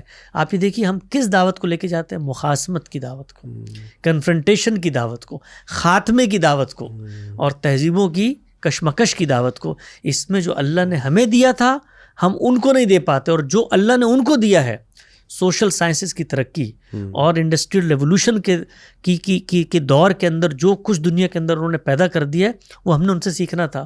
بنیادی ویلیو سسٹم ان سے سیکھنا تھا, قطار میں لگنا ان سے سیکھنا تھا, صفائی کا نظام ان سے سیکھنا تھا, کیسے اتنے بڑے بڑے ملکوں کو مینج. 50 ممالک ہیں امریکہ, آپ اگر غور کریں تو وہ 50-55 ممالک ہیں اور وہ چل رہے ہیں. اور ان ملکوں کے اندر میں اپنا ایکسپیرینس آپ سے شیئر کرتا ہوں کہ مجھے کوئی کام ہوتا ہے تو مجھے 1 کلومیٹر مائل سے آگے نہیں جانا پڑتا. میرا پاسپورٹ سے لے کے لائسنس تک, میرا کوئی سرکار سے کام ہو, سب کچھ ڈی سینٹرلائزیشن کے. تو دنیا ہم نے ان سے سیکھنی تھی, وہ ہم نے سیکھی نہیں. دین ہم نے ان کو سکھانا تو ہم نے سکھایا نہیں. یہ جو آپ نے بات کی تہذیبوں کے کشمکش کی, لیکن جب ہم فلسطین کی صورتحال دیکھتے ہیں تو وہاں پر آپ کو یہ فلسفہ سچا ثابت ہوتا ہوا نہیں نظر آتا کہ جتنے بھی انسانی حقوق ہیں وہ سب وہاں پر آ کے پامال ہو جاتے ہیں. لیکن امریکہ بہادر وہاں پر پھر بھی دوسری سائڈ ہی کھڑا ہوا ہے, ظالم کے ساتھ ہی کھڑا ہوا ہے, مظلوم کے ساتھ تو نہیں کھڑا ہوا. ہاں, اس میں پہلے ایک چیز ہم نے ایزیوم کر لی ہے کہ امریکہ جو ہے وہ دنیا میں انصاف دینے کے لیے آیا ہے. یہ امریکہ کا دعویٰ یہ ہے کہ امریکہ دنیا کو انصاف اور قسط اور منصفانہ تقسیم پر قائم کر کے حکومت کرے گا. جتنی جنگیں انہوں نے کی ہیں تو اس سے تو لگتا ہے کہ وہ بھی یہ چاہتے ہیں کہ دنیا میں انصاف دے. امریکہ وہی ہے جو اس سے پہلے سکندر اعظم تھا, امریکہ وہی ہے جو اس سے پہلے اکبر بادشاہ تھا, امریکہ وہی ہے جو اس سے پہلے ہمایوں ہوا کرتا تھا, امریکہ وہی ہے جو محمود غزنوی تھا, امریکہ وہی ہے جو پرتھوی راج تھا. امریکہ ایک طاقت ہے, ایک فاتح ہے. یہ دنیا کا وہ واحد فاتح ہے جس سے آپ گفتگو کر سکتے ہیں، جس سے آپ مکالمہ کر سکتے، بنیادی انسانی حقوق کی بات کر سکتے ہیں۔ دنیا کی تاریخ کا سب سے مہذب فاتح ہے امریکہ۔ امریکہ کے بارے میں ہم یہ پہلے اس تصور کو ٹھیک کریں، بھائی امریکہ دوسرے جنگ عظیم کا فاتح ہے، اس نے دنیا کے اندر جنگ کر کے اپنی حکومت کو ثابت کیا ہے، عالمی سطح پہ ثابت کیا ہے، اور اس کے بعد اس کی نگرانی میں، اس کی ایما پر برطانیہ کے لوگ، امریکہ کے لوگ ایک ہی لوگ ہیں، وہی قوم کے لوگ ہیں، وہ جا کے وہاں پر آباد ہوئے ہیں، انہوں نے ملکوں کی لکیریں کھینچی ہیں، ان کے اندر ہمیں نیم خود مختاری دی ہے۔ کون سی دنیا کے اندر ہم انصاف کی بات کرتے ہیں؟ مطلب اقوام متحدہ جو ہے وہ کیا انصاف کے اصول پہ بنی ہے؟ یہ 5 لوگ جو وہاں پر بیٹھے ہوئے ہیں کس اصول پہ بیٹھے ہیں جو ویٹو کر دیتے ہیں اگر سب ملک برابر ہیں؟ کوئی انصاف نہیں ہے یہ دنیا انصاف کے اصول پہ بنی نہیں ہے بھائی، انصاف کے اصول پہ آخرت بنی ہے۔ یہ دنیا اسی ارادے اختیار کا امتحان ہے، جس کے پاس طاقت ہوتی ہے وہ جیتا ہے، اور وہ کام اگر حکم دے کے نہ کروا سکے ڈنڈے سے کرواتا ہے۔ تو امریکہ اس دنیا کی سپر پاور ہے، طاقت ہے، وہ طاقت معاملات کرتی ہے۔ ہم نے یہ طے کرنا ہے کہ ہم نے اس طاقت کے ساتھ مینج کرنا ہے معاملات کو یا لڑنا ہے۔ لڑ کے ہم نے دیکھ لیا، فلسطین میں بھی دیکھ لیا، کشمیر میں بھی دیکھ لیا، چچنیا اور روس کے اندر بھی دیکھ لیا، ہر جگہ پہ لڑ کے دیکھ لیا، ہمیں کچھ حاصل ہوا؟ سوال یہ ہے ان ظالموں سے، یعنی وہ تو ظالم ہے نا بھائی ملک پہ، مطلب آپ بنیادی سوال پوچھیں، اگر اللہ نے دنیا بنائی ہے تو امریکہ کے پاس دولت کیوں زیادہ ہے؟ سب کے پاس برابر ہونی چاہیے نا بھائی، دولت اس نے چھینی ہے دنیا سے۔ دوسری جنگ عظیم کے اندر 3 لاکھ جہاز بنا کے دیے امریکہ نے، اس کے نتیجے میں اس نے سونا لیا ان سے، اس سونے کی طاقت ہے جس سے اس کی معیشت کھڑی ہوئی ہے۔ اس کے بعد اس نے سونے سے اپنے اندر ترقی پیدا کی ہے، انڈسٹریل ریولوشن آیا ہے، انفارمیشن ٹیکنالوجی کا سیلاب آیا ہے، تو یہ سب کا سب انصاف کے اصول پہ ہوا ہے۔ تو ہمیں تو پہلے یہ سمجھنا ہے، اپنے زمانے کو پہچانے۔ تو وہ ایک عالمی طاقت ہے، وہ پہلے بادشاہ ہوتے تھے اس سے پہلے، اس وقت ایک منظم ریاست بن گئی ہے۔ وہ بننے کے بعد خدا کا شکر ادا کرنا چاہیے ہے کہ خود ان کو عقل آئی ہے کہ بھائی اس طریقے سے انسانوں کو نہیں ہانکا جا سکتا، ان لوگوں کو ان کے ملکوں میں آزادی دو، نیم خود مختاری دو، اپنے حقوق کا تحفظ کرنے والا بناؤ، اور اس کے بعد ان سے معاملات کرو۔ تو انہوں نے دنیا میں جب لکیریں کھینچی تو کچھ خطوں کے اندر تنازعات پیدا ہوئے، یہاں کشمیر میں ہوئے، وہاں فلسطین میں ہوئے، بوسنے میں اس کی تاریخ میں نہیں جانا چاہتا۔ وہاں پر مسلمانوں نے ایک فیصلہ کرنا تھا، وہ فیصلہ یہ تھا کہ عالمی نظم سے لڑنا ہے یا اس کے ساتھ مینج کرنا ہے۔ اسرائیل کچھ نہیں ہے، اسرائیل عالمی نظم کی تائید میں کھڑا ہوا ایک شخص ہے۔ میں اسرائیل سے نہیں لڑتا، میں عالمی نظم سے لڑتا ہوں۔ تو ہم نے یہ فیصلہ کیا، اپنے زمانے کو نہ پہچانتے ہوئے کیا، اور اس کا نتیجہ ہے جو ہم آج بھگت رہے ہیں اور مزید بھگتیں گے، اس لیے کہ ہم اپنے زمانے کو نہیں پہچان رہے۔ ہمیں جو کچھ 48 میں حاصل تھا وہ اس کے بعد کی وار میں چلا گیا، اس کے بعد جو حاصل تھا وہ اس کی بعد کی وار میں چلا گیا، اس وقت جو سال پہلے تک حاصل تھا۔ تو امریکہ تو ظالم ہے، تو ہم بھی تو بیوقوف ہیں نا بھائی، کہ ہمیں پتہ ہے کہ ایک شخص کے پاس اگر اتنی طاقت ہے تو آپ اس طاقت والے شخص کے ساتھ کیوں لڑنے پر آمادہ ہو رہے ہو؟ پھر یہ بات ٹھیک ہے کہ ویسٹرن امپیریلزم کی چوکی ہے اسرائیل، اور ہمیں مینج کرنا ہے عالمی طاقتوں کے ساتھ، کیونکہ یہ تو دنیا انہی کی بنائی ہوئی ہے، جس طرح سے آپ اس کو ہمیں بتا رہے ہیں۔ آپ اسرائیل کو چوکی کہتے ہیں، میں تو دنیا کے ہر ملک کو چوکی کہتا ہوں۔ یعنی جتنے ملکوں کی تقسیم ہوئی ہے یہ کیا انصاف کی بنیاد پہ ہوئی ہے؟ یعنی پاکستان ہی کی تقسیم کو آپ دیکھ لیں، یہ کوئی انصاف کے اصول پر ہوئی ہے؟ بھائی یہ عالمی نظم ہے، بادشاہت تھی، طاقت ہے، جو چاہے کرے۔ اب تو شکر خدا کا یہ کہ کم ہم سے کم ہم ان سے بات کرنے کی پوزیشن میں آگے ہیں کہ بھئی آپ کے بڑوں نے لکھا ہے دستور، ہیومن رائٹس کا چارٹرڈ، اور یہ بنیادی انسانی حقوق، عمل تو نہیں ہوا نا۔ اب تو یو این والے بھی رو رہے ہیں کہ جو قرارداد پاس ہوئی ہیں فلسطین کے حق میں، یا جس طرح کی جو انسانی حقوق کی تنظیمیں ہیں، اور وہ جو حالات ہم دیکھ رہے ہیں کہ وہ پیراشوٹ سے جو ہے وہ فوڈ کے بیگز گر رہے ہیں اور نیچے لوگ اس کو جمع کرتے ہوئے 5 لوگ مر گئے۔ تو یہ جو پوری صورتحال ہے، تو آپ امریکہ کے اندر رہتے ہیں، وہاں پر کس چیز کا نتیجہ ہے؟ یہ اس چیز کا نتیجہ ہے کہ جس وقت آپ نے ان معاملات کو سمجھتے ہوئے مینجمنٹ کا آغاز نہیں کیا تو پھر اس کے کچھ آف شوٹس ہیں۔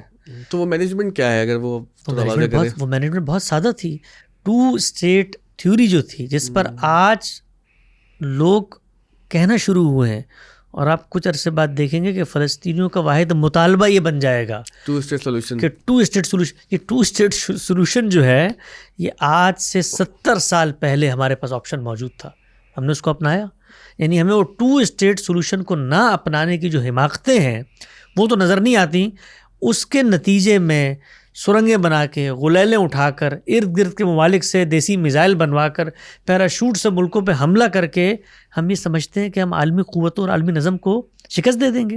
تو اگر کوئی شخص آگے بڑھ کے کہتا ہے نا کہ بھئی یہ تو آپ کے جذبہ ایمان کی کمی ہے اور شہادت کے جذبے سے آپ دور ہو گئے اور جہاد کی آپ کے اندر یہ نہیں ہے، تو بھائی یہ جہاد کر کے بھی دیکھ لیا آپ نے. میں تو عملی افادیت کے لحاظ سے کہتا ہوں. اور جو لوگ یہاں پر کھڑے ہو کے آج کہہ رہے تھے کہ ہم تو کہتے ہیں کہ جنگ بندی کبھی نہیں ہونی چاہیے، تو وہ جائیں لڑیں وہاں پر، کیوں نہیں جاتے؟ یعنی ان شہروں کے اندر، ان ملکوں کے اندر، خود ان کی قیادت دوسرے ملکوں کے اندر بیٹھ کر اگر یہ فیصلہ کر رہی ہے تو جائیے، جا کے اپنی جان دیجئے. اور یہ بات یاد رکھیے کہ اگر آپ حق کے راستے میں جان دیتے ہیں تو اس پہ عالمی نظم سے امن کے نوحے کا مطالبہ نہیں کیا جاتا. اس کے بعد آپ ڈٹ کے کھڑے ہوتے ہیں. پھر کس چیز کی جنگ بندی؟ پھر کس ظلم کے آگے میں روکتا ہوں؟ بھائی میں سمجھتا ہوں کہ میرا حق ہے، میں لوں گا اس سرزمین کو تو میں مروں گا. اب جب میں مرنے کے لیے جا رہا ہوں تو آگے سے وہ گولی نہ چلائیں تو کیا آپ کو ہار پہنائیں گے؟ وہ بھی تو اپنا تحفظ کریں گے نا.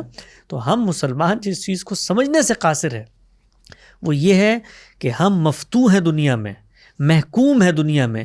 اس محکومی میں جینے کا قرینہ پیدا کرنا. اور میں آپ کو بتانا چاہتا ہوں یہ قرینہ پیدا کیا ہے مسلمانوں نے، ترکی نے پیدا کیا ہے، ملیشیا نے پیدا کیا ہے، اور عزت سے جی رہے ہیں. عالمی قوتیں بھی ان کے ساتھ اب اس طریقے سے معاملہ کرتی ہیں. کیوں؟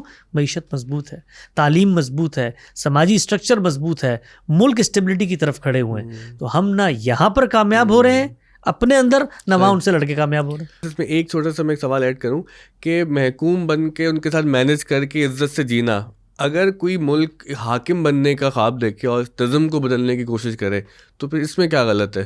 اصل میں خواب دیکھنا کوئی بری بات نہیں ہے، لیکن ہمیں یہ جاننا چاہیے کہ جو خواب ہم دیکھ رہے ہیں وہ خواب شرمندہ تعبیر ہو چکا ہے. اچھا. اب اس خواب کو اصل میں ایک لٹریچر ریویو کے طور پہ ہمیں اپنی نسلوں کو پڑھانا چاہیے، اس سے ہمیں تسلی حاصل ہوگی. اور کچھ ہمارے جو خواب ہیں ان کو پریکٹیکلی پورا کیا جا سکتا ہے. مثلا ہمارا ایک بہت بڑا خواب ہے یار مسلمانوں کی عالمی خلافت ہو، خواب ہے نا یہ. تو اس خواب کو اس طریقے سے تو آپ پورا کر نہیں سکتے، ہو نہیں سکتا نا پورا، اس لیے کہ آپ $1 ارب کے لیے IMF کے پاس جا رہے ہیں. تو اب یہ تو نہیں ہو سکتا کہ آپ اگلے ہی سال وہ مملکتیں جو IMF جیسی، جس کو کہتے ہیں مانیٹری فنڈز کو وجود پذیر کرتی ہیں، ان کے اوپر چڑھ کے پوری دنیا پہ خلافت کا جھنڈا لہرا دیں. تو آپ کم سے کم یہ تو کر سکتے ہیں کہ جو آپس کے 40-50 ممالک ہیں وہی سب مل کے اپنا خلیفہ بنا لو، اس پہ تو ان کو بھی کوئی اعتراض نہیں ہوگا. مولانا وحید الدین خان نے مسلمانوں کی اس نفسیات کو دیکھتے ہوئے کچھ پریکٹیکل حل بتائے ہیں. انہوں نے فرمایا کہ آپ خادم حرمین شریفین کو وہی خلیفہ کا درجہ دے دیں اور سب کے سب آپ اپنا اس کو کیپٹل کنسیڈر کر دیں. ویٹیکن سٹی ماڈل ہو جائے گا، آپ کا ویٹیکن سٹی ماڈل ہو جائے گا، آپ کی تشفی ہو جائے گی. تو خواب اگر آپ نے دیکھنے ہیں تو کچھ پریکٹیکل تعبیرات ہو نا آپ کے خوابوں کی. لیکن میں خواب بیٹھوں دیکھنے کے لیے رات کو کہ میں نے تو جی ایلن مسک اور مارک زکربرگ کی طرح دنیا میں ترقی کرنی ہے، اور صبح جو امی مجھے 12 بجے اٹھا رہی ہوں جا کے دہی لے آؤ گلی کے محلے سے، تو خواب کہاں پورا ہوگا؟ تو خواب دیکھنے کے بعد کچھ عملی اقدام ہوتے ہیں جو پورے کرنے پڑتے ہیں. تو ضرور خواب دیکھیں، لیکن وہ خواب پہلے اندر کچھ تبدیلیوں کا مطالبہ کر رہا ہے آپ سے، اپنی اصلاح کا مطالبہ کر رہا ہے. اپنے ملک میں ظلم، تشدد، بربریت کو ختم کریں. اچھا فلسطین کے لیے آپ بڑے روتے ہیں، کشمیر کے لیے بڑے روتے ہیں، یہ بلوچستان میں انسان نہیں پائے جاتے، یہ فاٹا میں انسان نہیں پائے جاتے جن لوگوں کو اٹھا کر غائب کر دیا جاتا ہے اور وہی اس مملکت کے اندر بیٹھے ہوئے مانگ رہے ہیں آپ سے حقوق، اسی اصول پہ مانگ رہے ہیں جس اصول پہ فلسطینی مانگتے ہیں. وہاں تو ہمارے ماتھے پہ شکن نہیں آتی، وہاں تو ہمیں کوئی یہ نہیں ہوتا کہ دنیا کے اندر وہاں پر ہم امریکہ بنے ہوئے ہوتے ہیں، وہاں پر ہم ظلم کر رہے ہوتے ہیں. تو یہ سب کے سب دوغلے معیارات ہیں مسلمانوں کے، جس کے نتیجے میں آج ہم ایک شکست خوردہ قوم بن چکے ہیں. بس ایک سوال میرا ضمن میں، پھر کوئی لائٹر نوٹ پہ باتیں کریں گے. ایلون مسک کی ٹیسلا پہ بھی بات کرنی ہے آپ سے، کل جو رات کو ہو رہی تھی. اچھا یہ جو سیکولرزم اور اسلام کے حوالے سے ایک بہت ہی قدیم بحث ہے اور بڑی گھسی پیٹی بحث ہے اب تو، لیکن اگر اس کو آپ تھوڑا سا ہمارے لیے کنکلوڈ کر دیں، کیونکہ آج کل نا بہت زیادہ بحث دوبارہ سے پوڈ کاسٹ میں، سوشل میڈیا پہ ہوتی ہے کہ یہ اسلام والے لوگ ہیں اور یہ سیکولرزم والے لوگ ہیں، تو آپ لوگوں کا کیا اسٹیٹس ہے؟ ہاں ہمارا اسٹیٹس یہ ہے کہ اللہ تعالیٰ کے دین میں جو ہدایات انسان کو دی گئی ہیں وہ فرد سے متعلق بھی ہیں اور معاشرے سے متعلق بھی ہیں. اور معاشرے میں جب آپ کو حکومت حاصل ہوتی ہے تو ریاست سے متعلق بے شمار ہدایات ہیں جو مسلمانوں کے حکمرانوں نے عمل پیرا ہو کر اس کو دنیا تک پہنچانا بھی ہے، اور اگر وہ اللہ کی اس شریعت پر عمل پیرا نہیں ہوتا تو خدا کی عدالت میں وہ کافر بن کے، فاسق بن کے، فاجر بن کے حاضر ہوگا۔ تو ہمارے اس اسٹانس سے سیکولرزم کی تو موت ہو گئی، اس لیے کہ وہ یہ کہتے ہیں کہ نظم اجتماعی کی سطح پر آپ کسی بھی مذہبی تصور کو لے کر نہیں آ سکتے۔ تو یہاں پر تو ہم ان سے الگ ہو گئے، تو اب الگ ہونے کے بعد آپ یہ کہہ سکتے ہیں پھر تو آپ مولویوں کے ساتھ کھڑے ہو گئے، تو اب ہم اس کی بھی نفی کر دیتے ہیں کہ نہیں، ہم ان کے ساتھ بھی نہیں کھڑے ہوئے، اس لیے کہ وہ جو کچھ ہونا ہے وہ مسلمانوں کے ساتھ ہونا ہے، مسلمانوں پر ہونا ہے۔ اگر مسلمانوں کا حکمران ہے، مسلمانوں کی اکثریت ہے، مسلمانوں کی حکومت ہے، تو حدود کی سزائیں ہیں تو مسلمانوں پہ نافذ ہوں گی۔ حج و عمرے کے لیے آمادہ کرنا ہے تو مسلمانوں کو کرنا پڑے گا۔ نیشن اسٹیٹ کا اصول ہے تو اس کے اندر مسلمانوں کے ساتھ یہ سارے معاملات کرتے ہوئے ایک مسلمان حکمران ان کی مذہبی آزادی کو سامنے رکھ کر، ان کا اگر یہ تصور ہے کہ ریاست اور مذہب میں کوئی ہم آہنگی نہیں ہے تو جو تصور ہے اس کے مطابق فیصلہ کرے گا۔ تو مسلمانوں کی حکومت میں مسلمانوں کا سربراہ اجتماعی معاملات میں دین کے احکام کا پابند ہے، لیکن وہ مسلمانوں کی حد تک ہے، غیر مسلموں کے لیے نہیں ہے۔ چل ٹھیک ہے، آپ کی بات واضح ہو گئی۔ اب وہ بتاتے ہیں نہ ہم وہاں کھڑے ہیں نہ ہم وہاں کھڑے، ہم کو بیچ میں تھوڑا سا کھڑے۔ وہ میں ویسے ہی عزائے تمسلو بول دوں کہ وہ نہ میں موسیٰ نہ فرعون کی جانا میرے کو۔ اچھا، آپ بتائے تھے ٹیسلا گاڑی چلانے کا اتفاق ہوا، تو میرا ایک دوست ہے، اس کو بہت شوق ہے ٹیسلا گاڑی کا نا، تو وہ ایکسپیرینس کیسا رہا؟ پاکستان میں جو کہ ٹیسلا گاڑی اس طرح سے اویلیبل تو نہیں ہے، تو آپ کا کیسا تجربہ رہا ٹیسلا چلانے کا؟ یار سچی بات یہ ہے، میں گاڑی بہت عرصے سے چلا رہا ہوں، اور گاڑی چلاتے ہوئے جو انسان کو سب سے بڑی اعتزاز کی کیفیت ہوتی ہے نا، وہ ہوتی ہے طاقت کی، کہ آپ جو چاہیں کر سکتے ہیں۔ تو جو کام آپ یہاں پر 5% کرتے ہیں وہ ٹیسلا میں قدم رکھتے ہوئے کچھ 100% ہو جاتا ہے۔ اور اس میں وہ ہمارے جو دوست ہیں جن کے پاس وہ گاڑیاں ہیں، وہ یہ کہتے ہیں کہ اس کے سافٹ ویئر کو انہوں نے کم کیا ہے، کیونکہ وہ تو بجلی ہے، اس کو تو آپ نے پیر رکھنا ہے، وہ تو راکٹ کی طرح وہ چلی جاتی ہے وہ گاڑی۔ لیکن سچی بات یہ ہے کہ جو انسانی ذہن کا ارتقاء ہے، اور اللہ تعالیٰ نے جو اس کے اندر ایک بے پایاں جدت اور تخلیق کی سہولت رکھی ہے، اس کی وہ غمازی کرتی ہے وہ گاڑی۔ اب تو وہ خیر پورے نظام میں ڈھل گئی ہے، چیٹ جی پی ٹی آ گیا، اے آئی، کہ آپ اس گاڑی کو بس حکم دے دیتے ہیں اور وہ آپ چلنا شروع کر دیتی ہے اور خود فیصلہ کرتی ہے۔ یعنی خود اس کے اندر گویا انسان نے جو شعور اللہ نے اس کو دیا تھا، اس نے مادے کے اندر اس کو ایک درجے میں منتقل کر دیا، اور اس انتقال کا نتیجہ یہ نکلا کہ اب آپ کو پتہ بھی نہیں ہوتا، اور وہ گاڑی خود ساختہ طور پہ فیصلے کرتے ہوئے وہ آگے بڑھ رہی ہوتی ہے اور چلا رہی ہوتی ہے۔ اور پھر پورا کا پورا جو کانسیپٹ تھا، یہ پیٹرول اور جس کو آپ کہتے ہیں پیٹرو ڈالر اور اکانومی جس پہ کھڑی تھی، آلٹرنیٹیو انرجی نے اس تصور کو بدل دیا۔ انسانوں کے لیے بڑا فائدہ ہے، کیونکہ جو گیسوں کا اخراج ہوتا تھا، وہ مجھے لگتا ہے جتنا دنیا میں مجھے جانے کا موقع ملا کہ الیکٹرک کارز یہ دنیا کا فیوچر مجھے نظر آ رہی ہیں۔ کہاں دنیا میں گئے آپ؟ مجھے بہت زیادہ سفر کرنے کا اتنا شوق تو نہیں ہے، اور میں پچھلے 10-12 سال سے ایک خاص دعوت کے ساتھ اور اپنے استاد جناب غامدی صاحب کے ساتھ پڑھنے لکھنے کے معاملات میں لگا ہوا تھا۔ لیکن امارات کی ساری ریاستیں متعدد دفعہ دیکھنے کا موقع ملا، ملیشیا میں خود رہا ہوں 8-9 سال، اس کے قریب کے جو ممالک ہیں ان کو دیکھا ہے، سنگاپور کئی دفعہ جانے کا اتفاق ہوا، یورپ بھی گیا ہوں، اسی طریقے سے جو مشرق بعید کی ریاستیں ہیں آسٹریلیا وغیرہ وہ بھی دیکھا ہے، ترکی بھی جانے کا اتفاق ہوا ہے، کینیڈا بھی کم و بیش پورا دیکھا ہے، امریکہ کے اندر تو ہم رہتے ہی ہیں، اور اسی طرح سے فلپائن اور کافی سارے اس طرح کے ممالک ہیں جہاں پر دعوت ہی کی غرض سے جانا ہوتا ہے۔ ہر جگہ پہ غامدی صاحب کو لوگ سننے والے لوگ موجود ہیں، تو وہ حوصلہ افزائی کرتے ہیں، بلاتے ہیں۔ کہاں کا ڈیاسپورا آپ کو بڑا اچھا لگا؟ پاکستانی انڈینز آپ کو ہم زبان لوگ جو ملتے ہیں؟ مجھے امریکہ میں بہت اچھا لگا، اس لیے کہ امریکہ کے اندر بھی بالخصوص جو ہمارا علاقہ ہے ٹیکسس کا، وہاں پر بہت پڑھے لکھے لوگ ہیں۔ پاکستانی جو ہیں وہاں پر جو آباد ہوئے وہ زیادہ تر آئی ٹی انڈسٹری کے اندر ہیں، ڈاکٹرز ہیں، تو ان کا قومی شعور بھی بہت اچھا ہے، اپنا ایک تنظیم بھی اپنا تنظیم ہے ڈاکٹروں کی، اور وہاں پر یعنی کمیونٹی لیول پہ مسلمان بڑے منظم ہیں۔ پاکستانیوں کی وہاں پر ایک تنظیم ہے، اس میں 4000 پاکستانی ڈاکٹرز ہیں، اور وہ ہر سال اپنا کانوکیشن کرتے ہیں، اور بہت منظم کانوکیشن ہوتا ہے، اس میں ہمیں بھی مدعو کرتے ہیں، جانے کا اتفاق ہوتا ہے۔ اسی طریقے سے اور بھی پاکستانیوں کی تنظیمیں ہیں وہاں پہ، اور البتہ جو پاکستانی شعراء اور ادباء ہیں ان کا وہاں پر وہی معاملہ ہے جو ہمارے یہاں پر ہوتا ہے. اچھا. یعنی وہ ہر شہر کے اندر وہ کہتے ہیں کہ اگر کسی شہر میں 2 شاعر ہیں تو وہاں پر ادب کی 3 تنظیمیں ہوں گی، کیونکہ پہلے دونوں مل کے ایک بناتے ہیں اور پھر دونوں کی الگ الگ ایک ہوتی ہے. تو وہ شعر و ادب کی مخاصمتیں تو وہاں نظر آتی ہیں ہمیں، لیکن اوور آل پڑھے لکھے پاکستانی ہیں، بہت کنٹریبیوٹ کرتے ہیں. اور میں آپ کی اطلاع کے لیے عرض کر دوں کہ یہ ہمارا جو شہر ہے ڈیلس اور امریکہ ٹیکسس، یہ وہی شہر ہے جس نے آپ کے ملک کے اندر تبدیلی کا خواب دیکھنے والی ایک جماعت کو بہت زیادہ سپورٹ کیا، اور وہیں سے جو ہے نا وہ بیرونی فنڈنگ ہوئی تھی، جس کے نتیجے میں یہاں پہ تبدیلی واقع ہوئی. پی ٹی آئی کی بات کر رہے ہیں آپ، تبھی کہتے ہیں اوورسیز پاکستانی زیادہ تر پی ٹی آئی کو سپورٹ کرتے ہیں. 99% میں کہوں گا آپ کو. ہمیں دنیا میں جہاں بھی موقع ملتا ہے جانے کا، تو خیر ہمارا تو ایک مذہبی پس منظر ہے اور ہم اپنے آپ کو کسی سیاسی جماعت سے افیلیٹ بھی نہیں کرتے، نہ یہ اس کا تقاضا ہے.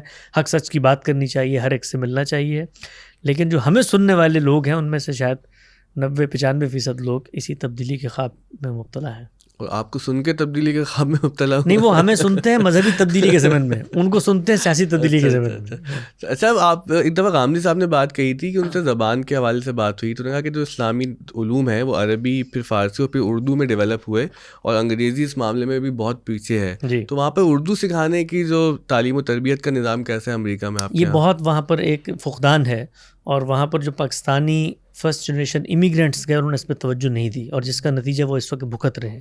یعنی ان کی جو اگلی نسلیں ہیں وہ جس نظام تعلیم میں گئی ہیں، وہ نظام تعلیم تو اپنا ایک پورا ورلڈ ویو رکھتا ہے اور وہ ان کو ایک خاص جگہ تک لے کے جا رہا ہے، لیکن اپنا کلچر، اپنی تہذیب، اپنی معاشرت، اپنی زبان، اپنی مذہبی شخصیات سے محبت، ان کا ادب احترام، اپنا لٹریچر، اپنی روزمرہ، اس سے کم و بیش وہاں کی جو یوتھ ہے، جو فرسٹ جنریشن امیگرینٹس کے بچے تھے، وہ ڈسکنیکٹ ہو چکے ہیں. دیکھیں، جو بچہ ہے نا وہ ہمیشہ شخصیات سے انسپریشن لیتا ہے. بڑی شخصیات ہیں جو اس کی انٹلیکٹ کو متاثر کرتی ہیں. مذہب کے حوالے سے جن لوگوں نے کام کیا پچھلے 200-300 سال میں، وہ شخصیات برصغیر کی شخصیات ہیں. وہ سر سید احمد خان ہوں، شبلی نعمانی ہوں، ابوالکلام آزاد ہوں، اسی طریقے سے یہاں پہ فرائی ہوں، وحید الدین خان ہوں، مفتی شفیع ہوں، یہ سب لوگ جو ہیں، مولانا حسین احمد مدنی ہوں، مولانا قاسم نانوتوی، یہ اس برصغیر کی مٹی سے پیدا ہوئی شخصیات ہیں. یہ انٹیلیجنٹ لوگ ہیں جنہوں نے دین اسلام کو جدید سماج کو سامنے رکھ کے اس کی توضیح تشریح کی ہے. یہ ہیں جنہوں نے ان کے سوالوں کا جواب دینا ہے. ان سے وہ واقف ہی نہیں ہیں، ان کو وہ جانتے نہیں ہیں. جن کو وہ جانتے ہیں وہ ٹیڑھی میڑھی انگریزی بولنے والے وہاں کے، جو جس کو آپ کہتے ہیں وہ مسلم پریچرز ہیں، یعنی ان کے ہاں دین علم کا موضوع نہیں ہے، انٹلیکٹ کا موضوع نہیں ہے. تو نتیجہ کیا نکلا ہے؟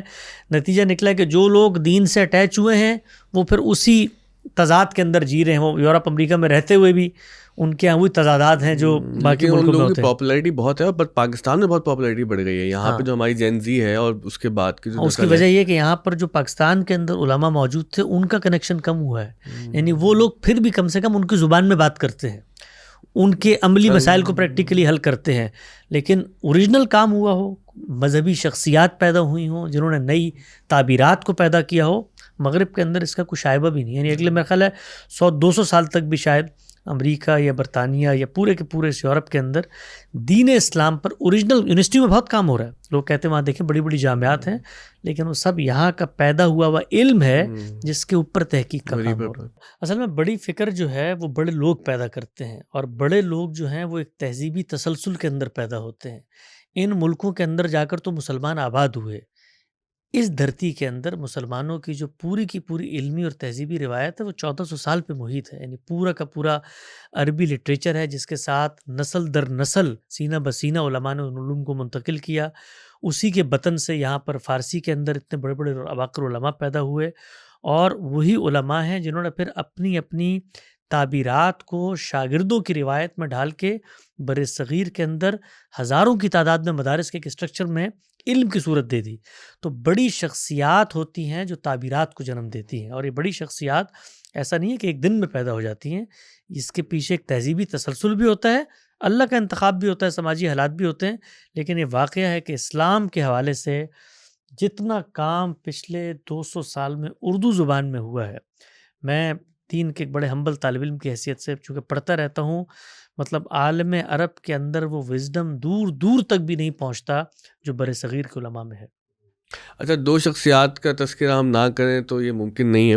ایک تو آپ کے والد صاحب مرحوم جناب الیاس صاحب، ان سے میری ملاقاتیں رہیں اور بہت ہی زبردست آدمی، اور جب کبھی ان کے ساتھ بیٹھنا ہوا نا تو وہ گھنٹوں گھنٹوں گفتگو سنی ان سے، اور کبھی وقت گزرنے کا احساس نہیں ہوتا. تو اسٹوری ٹیلنگ ان کی تھی نا، جیسے وہ کریکٹر کو ڈیولپ کر کے پھر بات کو ایک کلائمیکس تک لے کے جانا، یقیناً وہ آپ میں بھی منتقل ہوا ہے. تو ان کا تذکرہ ہم چاہیں گے کہ ضرور ہماری آڈینس تک پہنچے. جی، ہمارے والد صاحب بہت ہی زبردست آدمی تھے اور بھرپور انہوں نے زندگی گزاری، اور اس وقت وہ اللہ کی بارگاہ میں پیش ہو چکے ہیں، اور مجھے پورا اعتماد ہے جس طریقے سے انہوں نے زندگی گزاری انشاءاللہ وہ سرخرو ہوں گے. جو نمایاں کچھ محاسن میں نے ان کی شخصیت میں محسوس کیے وہ یہ تھے کہ ایک تو انہوں نے ہم بچوں میں سے کسی کو بھی بدلنے کی کوشش نہیں کی. ہم میں سے جو بچہ جو ٹیلنٹ لے کے پیدا ہوا تھا انہوں نے اس کو پالش کرنے کی کوشش کی. میں ایک مذہبی پس منظر کی رمق بچپن سے اپنے اندر رکھتا تھا، انہوں نے کبھی بھی اس کو اسنپ نہیں کیا بلکہ اس کو چینلائز کیا، اور ہمیشہ ایک نصیحت کی وہ یہ تھی کہ کبھی بھی اندھے مقلد نہ بننا. یہاں تک کہ جب میں غامدی صاحب کی طرف گیا، اور ظاہری بات ہے ہماری معلوم مذہبیت سے بڑا انحراف تھا، تو اس پہ بھی ان کا یہ کہنا تھا، بہت ساتھ دیا میرا، انہوں نے ہر جگہ پہ ساتھ دیا. لوگوں کو اس چیز کا اندازہ نہیں ہے کہ جب آپ کسی ایک روایت کے اندر کھڑے ہو کے وہاں سے انحراف کرتے ہیں تو کیا صورتحال آپ کے لیے پیدا ہو جاتی ہے. لیکن اس ساتھ کے ساتھ ساتھ اعتماد کے ساتھ ساتھ جو نصیحت وہ ہمیشہ کرتے تھے کہ میں یہ کہتا ہوں کہ یہاں جا کر بھی ان کے بھی مقلد مت بن جانا، تلاش حق کی جستجو کے سچے مسافر بننا. تو میں نے ان کے اندر ایک چیز جو محسوس کی وہ یہ تھی کہ انہوں نے بچوں کی تربیت پہ بہت توجہ دی. یعنی ان کے لیے ڈگریز، یہ نمبرز، اور اسی طریقے سے آپ کو دنیا کے اندر کوئی عہدہ حاصل ہو جائے اس کی کوئی قدر و قیمت نہیں تھی. وہ ہمیشہ کہتے تھے کہ میرے بچوں میں جس چیز کی رمق ہے اس کے لیے میری جان بھی قربان ہے. مجھے اپنے وسائل اس میں جھونکنے پڑے میں وہ جھونکوں گا اور اس میں بچے آگے بڑھیں. تو ایک بڑی چیز یہ. دوسری ری لرننگ کی صلاحیت. خود وہ ایک مذہبی خاندان کی کوکھ میں پیدا ہوئے، ان کے والد صاحب دارالعلوم دیوبند کے فاضل، ان کے دادا دارالعلوم سہارنپور کے جو ہیں بانیوں میں ان کا شمار ہوتا ہے. خود وہ تحریک ختم نبوت سے وابستہ رہے، مولانا بنوری نے ان کا انتخاب کیا شادی کے لیے. یعنی ہر طرف مذہبیت تھی. لیکن اس سب کے باوجود کرٹیکلی چیزوں کو دیکھنا اور ری لرننگ کا ان کے اندر جو مادہ تھا اس نے ان کو آمادہ کیا اس بات پر کہ اس ماحول کے اندر رہتے ہوئے بھی اپنے بچوں کے اندر وہ اعتماد پیدا کریں کہ ان کو جو چیز ٹھیک لگتی ہے وہ اس کو اپنائیں. تو بڑی بھرپور زندگی انہوں نے گزاری. بیمار رہے بہت لمبا عرصہ، یعنی سوچیں آپ 36-37 سال کی عمر، پہلا ان کو ہارٹ کا ان کا وہ ہوا. لیکن زندگی سے اتنی محبت تھی کہ 70-75 سال کی عمر تک وہ جیے. اور آپ کی بھی ان سے ملاقات ہوئی ہے، کئی ملاقاتیں ہوئی ہیں. آخری چند ہفتوں سے پہلے لگتا بھی نہیں تھا کہ یہ شخص بیمار بھی ہوا ہوگا. ہاں بالکل. اور آخری بالکل مجھے یاد ہے انتقال سے چند دن پہلے بھی میری ان سے ملاقات ہوئی، اور جو ان کی جو زندہ دلی تھی نا اس میں بالکل بھی کمی نہیں آئی. اور مطلب میں چونکہ مسکرا کے باتیں کرتا تھا، مجھے کہتے تھے تم بڑے اچھے لگتے ہو، مسکرا کے باتیں کرتے ہو، جملے سخت بھی بول دیتے ہو اس میں. تو ایک دفعہ آپ کے بارے میں بھی بات ہو رہی تھی نا کہ حسن بھائی کے فکری سفر اور اتنا دنیا دیکھی، اتنا پڑھا اور اتنا جو ہے معاملات. تو کہنے لگے ہاں وہ بے چین شروع سے تھا، تو کبھی کہیں کبھی کہیں، اب غامدی صاحب تک چلا گیا، مجھے لگتا ہے یہ آگے بھی کہیں نکل جائے گا. تو غامدی صاحب سے آپ کی ملاقات کب ہوئی، کیسے ہوئی، اور یہ کیسا سفر رہا آپ کا؟ غامدی صاحب سے تعارف ہوا تھا، ظاہری بات ہے اس وقت عمر تو میری بہت کم تھی، 2005-06 کی بات ہوگی. اور میں 2000 جس کو آپ کہتے ہیں ایک سے بھی پہلے، بلکہ 99 میں آپ کہہ سکتے ہیں، 98-99 میں جب میری عمر 8-10 سال تھی تو میں تبلیغی جماعت سے بڑا متاثر ہوا. طارق جمیل صاحب سے بڑی انسپریشن، ایک تعلق پیدا ہوا، ان سے قربت بھی حاصل رہی. پھر میں نے فیصلہ کیا کہ میں مدرسے میں جاؤں گا. والد صاحب کا اصرار تھا کہ براڈ بیس ایجوکیشن پوری ہونی چاہیے، اس کے بعد آپ مدرسے میں جائیں. تو لیکن میں پورے جس کو آپ کہتے ہیں نا جنونیت کے ساتھ مدرسے میں گیا کہ یہ ہمارے آبا کی روایت ہے، تسلسل، ہم نے اسی کو حاصل کرنا ہے. اور بڑی شدت پسندی بھی تھی اس کے اندر. مگر وہ علم کے موتی کتابیں اپنے آبا کی، انہیں دیکھیں جو یورپ میں، تو دل ہوتا ہے سپارہ. تو وہ دل آج ہمارے رشتہ داروں کا سپارہ ہوتا ہے ہمیں دیکھ کر کہ بیچارے کہاں سے جو ہے وہ، بلکہ وہ کبھی کہتے ہیں قرآن مجید میں ہے نا کہ وہ مردہ سے بھی زندہ کو نکال دیتے ہیں اور زندہ سے بھی مردہ کو نکال دیتے ہیں.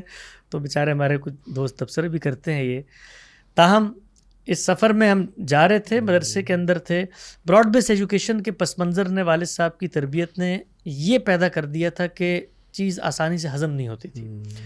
تو کچھ جس کو آپ کہتے ہیں نا کہ بدہضمی پیدا ہونی شروع ہوئی مدرسوں کے ابتدائی سالوں میں، کہ جو علم ہم پڑھ رہے ہیں اس کی ہمارے سماج سے اور ہمارے خارج سے کوئی مطابقت نہیں ہے.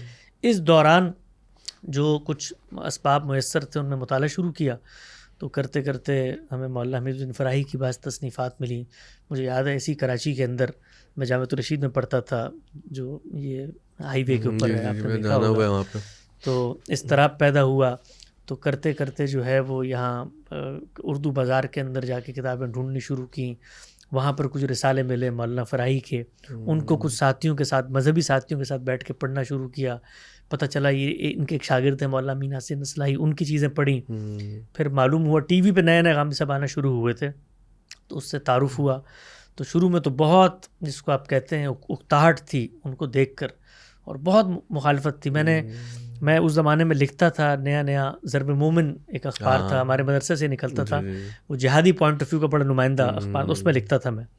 تو اس میں نے کئی کالم لکھے ان کی مخالفت میں, اور یہی تھا کہ کس طرح کے لوگ ہیں. وہی ساری باتیں جو آپ بتا رہے تھے نا لوگ ہمارے بارے میں کرتے ہیں, وہ ہم صاحب کے بارے میں کر رہے تھے کہ اپولوجیٹک بیہیویئر ہے اور مغرب کی ماں پر یہ سب کچھ ہو رہا ہے. پھر کچھ علمی طور پر ان کی چیزوں سے استفادے کا موقع مجھے ملا. میزان لیکچرز نئے انہوں نے اپنی کتاب پڑھائی تھی, اس کو سنا, پھر ان کی کتابیں مل گئیں. پھر اسی کراچی کے اندر ہم مدرسے میں پڑھتے ہوئے صدر کے اندر ایک جے بیز ہوٹل, اس کے سامنے ایک چھوٹا سا دانش سرا کا دفتر ہوتا تھا المورد کا, وہاں میں گیا اور وہاں جا کر ملاقاتیں ہوئیں غامدی صاحب کے کچھ شاگردوں سے, ان کا کچھ لٹریچر ملا, اس سے ایک مناسبت پیدا ہونی شروع ہوئی. تو غامدی صاحب اس وقت تک ملک سے جانے کی تیاری میں تھے, حالات بڑے خراب ہو گئے تھے, 2008-9 کا بات ہو رہی ہے یہ, اور میرے لیے بھی کراچی میں بہت حالات خراب ہو گئے اسی پس منظر کی وجہ سے. تو مجھے پھر اسلام آباد جانا پڑا. وہاں سے ایک دن مجھے کال آئی غامدی صاحب کے ایک شاگرد تھی کہ آپ کراچی آئیں, اور میں کراچی آیا, اور ہم سب ملیشیا منتقل ہو چکے تھے, وہاں سے وہ کراچی آئے تھے. تو وہاں ان سے پہلی ملاقات ہوئی اسی کراچی کے اندر, اور اس ملاقات کے بعد بس یہی جذبہ تھا کہ اب سینہ شمشیر سے باہر عدم شمشیر کا, کہ بس اب نکلنا ہے اور ان سے علم سیکھنا ہے. تو پھر ہم نے نہ آگے دیکھا نہ پیچھے, اور اللہ پر بھروسہ کر کے ہم نکل پڑے. 8 سال ملیشیا ان کی خدمت میں گزارے, اور پھر اس کے بعد انہی کے ساتھ منتقل ہو گئے امریکہ. اب 10-14-15 سال ہو گئے ہیں تقریباً ان کے ساتھ ہی ہیں. تو استاد ہیں ہمارے, انہوں نے ہمیں زندگی میں کیسے جینا ہوتا ہے یہ بھی سکھایا, اور علم کیا ہے اس کی بھی آگہی اور ساری روشنی انہیں سے میں حاصل ہوئی. اچھا, آخر میں حمزہ علی عباسی صاحب ابھی ہمارے پوڈ کاسٹ میں بھی آئے تھے, تو ان سے کیسے آپ لوگوں کا تعلق ہوا, اور آپ لوگوں کی وجہ سے کافی چینج آیا ان کی زندگی میں, اور یقیناً ان کی وجہ سے آپ کی زندگی میں کچھ چینج آیا ہوگا. نہیں بالکل, حمزہ سے کی وجہ سے میری زندگی میں بھی بڑا چینج آیا ہے. اور آپ اگر اس سے ملیں, آپ کی ملاقات ہوئی ہے, جو بھی شخص اس سے ملتا ہے اس کو یہ اندازہ ہوتا ہے کہ جس شخص میں حقیقی تبدیلی پیدا ہو جائے, اور وہ حقیقی تبدیلی کبھی بھی دنیا کو سامنے رکھ کے پیدا نہیں ہو سکتی, وہ آخرت کی اورینٹیشن میں ہی وہ تبدیلی پیدا ہوتی ہے. تو حمزہ کے اندر جو پوری کی پوری تبدیلی پیدا ہوئی وہ آخرت کی اورینٹیشن کی وجہ سے پیدا ہوئی. آپ دیکھیں اس بندے کے ساتھ اب بیٹھے, بلکہ شروع میں جب وہ امریکہ آئے ہمارے پاس بہت وقت گزارا, کبھی کبھی ہم بالکل اکتا جاتے تھے, ہم کہتے تھے یار بس کر دو بھائی, موت موت موت, مرنا بھی ابھی تو جی لو. یعنی اس کو ہر وقت یہ ہوتا تھا کہ مرنا ہے, اللہ کے سامنے جانا ہے, آخرت میں وہ بڑی کنوکشن سے بات کرتے ہیں, بہت کنوکشن سے بڑی, اور یہ اندر کی تبدیلی ہوتی ہے. بہت اشورڈ وائس ہے ان کی. ہم نے پوڈ کاسٹ کیا, بلکہ سیشن کیا یہاں پہ, ہمارے طلباء طالبات بھی تھے, گفتگو رہی, تو میں یہ دیکھتا رہا کہ وہ جو بات کر رہے تھے وہ بہت یقین, بہت کنوکشن سے بات کر رہے تھے, اور یہ بہت اچھا لگا, کیونکہ اب اس زمانے میں نا ہمیں یقین سے محروم لوگ زیادہ نظر آتے ہیں. جی ہاں, ایک پہلو یہ ہے. دوسرا یہ ہے کہ اللہ تعالیٰ نے ان کو صلاحیت دی ہے سوچنے سمجھنے کی, ان کے اندر کرٹیکلی چیزوں کو انالائز کرنے کی صلاحیت ہے, بیان کرنے کی بھی صلاحیت ہے. ہم لوگوں کا معاملہ تو یہ ہے جی, سچی بات میں آپ کو بتاتا ہوں, آپ کبھی امریکہ تشریف لیں, آپ نے یہاں پر ریکارڈ کیا, تب بھی 2-4 لوگ یہاں موجود ہیں. امریکہ کے اندر جہاں میں اور غامدی صاحب ہوتے ہیں, میں نے ان کے ساتھ کوئی 3500 گھنٹے کی ریکارڈنگ کی ہے, اس میں ایک بھی بندہ وہاں نہیں ہوتا, میں اور وہ اکیلے بیٹھ کے کام کرتے. تو ہم 2 لوگ ہیں, ہمارے پاس کوئی جس کو آپ کہتے ہیں بہت بڑے کوئی عملے نہیں ہیں, کوئی اسٹوڈیو نہیں ہے, بس یہود و نصارہ کی کوئی تائید حاصل نہیں. ہاں, میں اکثر بلکہ وہ کہتا ہوں یار وہ کہاں ہیں وہ یہود و ہنود, ان کو جا کے میں ڈھونڈوں جن کے بارے میں آپ لوگ کہتے ہیں, کبھی آئے نہیں پوچھنے کے لیے ہمیں. تو وہاں پر ہم لوگ اپنا کام کرتے ہیں, ہمارا کوئی وہاں سے یہ نہیں ہوتا کہ ہم لوگوں کو ایکسیس کریں, اور سیلیبریٹی اور غامدی صاحب کا معاملہ تو یہ ہے کہ وہ یہ کام بھی دنیا کے لیے نہیں کرتے. وہ ہم جیسے شاگرد و تلامذہ ان کو آمادہ کرتے ہیں، جی کوئی یہ رائے ہے اس پہ ہم آپ سے استفادہ کرنا چاہتے ہیں. ان کے یہ عرض بھی نہیں ہے کہ ان کی بات کوئی مسلمانوں تک بھی پہنچے. وہ اپنی دنیا میں اپنا کام، اپنی حقیقت کی تلاش کا سفر کرتے ہیں. تو اس کے نتیجے میں البتہ یہ ہوا کہ اس وقت دنیا میں بہت بڑے پیمانے پہ پڑھے لکھے لوگ جہاں بھی ہم جاتے ہیں وہ ملتے ہیں. بالخصوص یہ شوبس کے جو لوگ ہیں، انٹلیکچوئلز ہیں، دانشور ہیں، ادبا ہیں، غامدی صاحب کی فکر سے متاثر ہوئے ہیں. اور ان میں حمزہ کا امتیاز یہ ہے کہ وہ عملی نتائج سے متاثر نہیں ہوا، بلکہ وہ جو ہمارا طریقہ استدلال ہے اس سے متاثر ہوا ہے، اور جو روح ہے پوری فکر کی، آخرت کی یاد دہانی، اس سے متاثر ہوا. بہت شکریہ حسن بھائی، بہت اچھا لگا آپ سے بات کر کے. اور یقین جانے میں نے تو کچھ اور سوال بنائے تھے تعلیم پر، کچھ تھیوریٹیکل باتیں، میں نے بھی کچھ اور جوابات بنائے تو سب بھول گیا آپ کے سامنے. ہاں لیکن دیکھیں وہ اچھی بات یہ ہوتی ہے کہ نیچرل گفتگو ہو، جو ہے وہ دل کی بات ہے وہ دل تک پہنچے. اور امید ہے کہ جو لوگ جنہوں نے دیکھا ہوگا ان کے لیے بہت سی لرننگ ہوئی ہوگی. اور ہم چاہیں گے انشاءاللہ پھر آپ کا پاکستان آنا ہو تو دوبارہ تشریف لائیں. اور بہت شکریہ بھائی، میں آپ کی پوری اس موومنٹ کو بہت سراہتا ہوں. اللہ تعالیٰ نے آپ کو بھی بڑی انرجی دی ہے، اور میرا خیال ہے نوجوان ہی ہیں، ہم نوجوان ہیں جن کے اوپر بڑی ذمہ داری ہے اپنے بڑوں کی رہنمائی کی. ہمارے جو بڑے ہیں ان کو سمجھانا آسان کام نہیں ہے، یہ کام نوجوان ہی کر سکتے ہیں. ان کے ہاں جس وقت کوئی رائے بن جاتی ہے تو وہ اس سے ہٹنے پر آمادہ نہیں ہوتے. قوم کی ترقی کا راز اس پہ مضمر ہے کہ نوجوان آگے بڑھیں اور بڑوں کو چیلنج کریں عزت، احترام، حفظ مراتب کے ساتھ، کیونکہ ہم لوگ ہیں جنہوں نے کل بڑا بننا ہے. اور آج اگر ہم تقلید کے نہاد کو توڑ کے تحقیق کی دائرے میں نہیں جاتے تو ہمارا کوئی مستقبل نہیں. میرے خیال سے یہ سن کے لوگ آپ کو بھی یوتھ والی بات کہیں گے کہ یوتھ کے چینل سے بات کر رہے ہیں. بہت شکریہ. اور آپ تمام حضرات کا جنہوں نے پوڈ کاسٹ دیکھا. اور شکایتیں بھی ہو سکتی ہیں، اختلاف بھی ہو سکتا ہے، لیکن زندگی میں ایک دوسرے سے سیکھنے کا جو عمل ہے وہ ہمیشہ آگے بڑھاتے آنا چاہیے. اور ہم یہاں سے یہی کوشش کر رہے ہیں کہ ہم آف دا اسکول کے پلیٹ فارم سے سیکھتے رہیں. اور ہمارا جو ہے موٹو بھی یہی ہے، لرننگ ٹوگیدر. انشاءاللہ اگلے ایپیسوڈ میں ایک نئے مہمان کے ساتھ ملاقات ہوگی.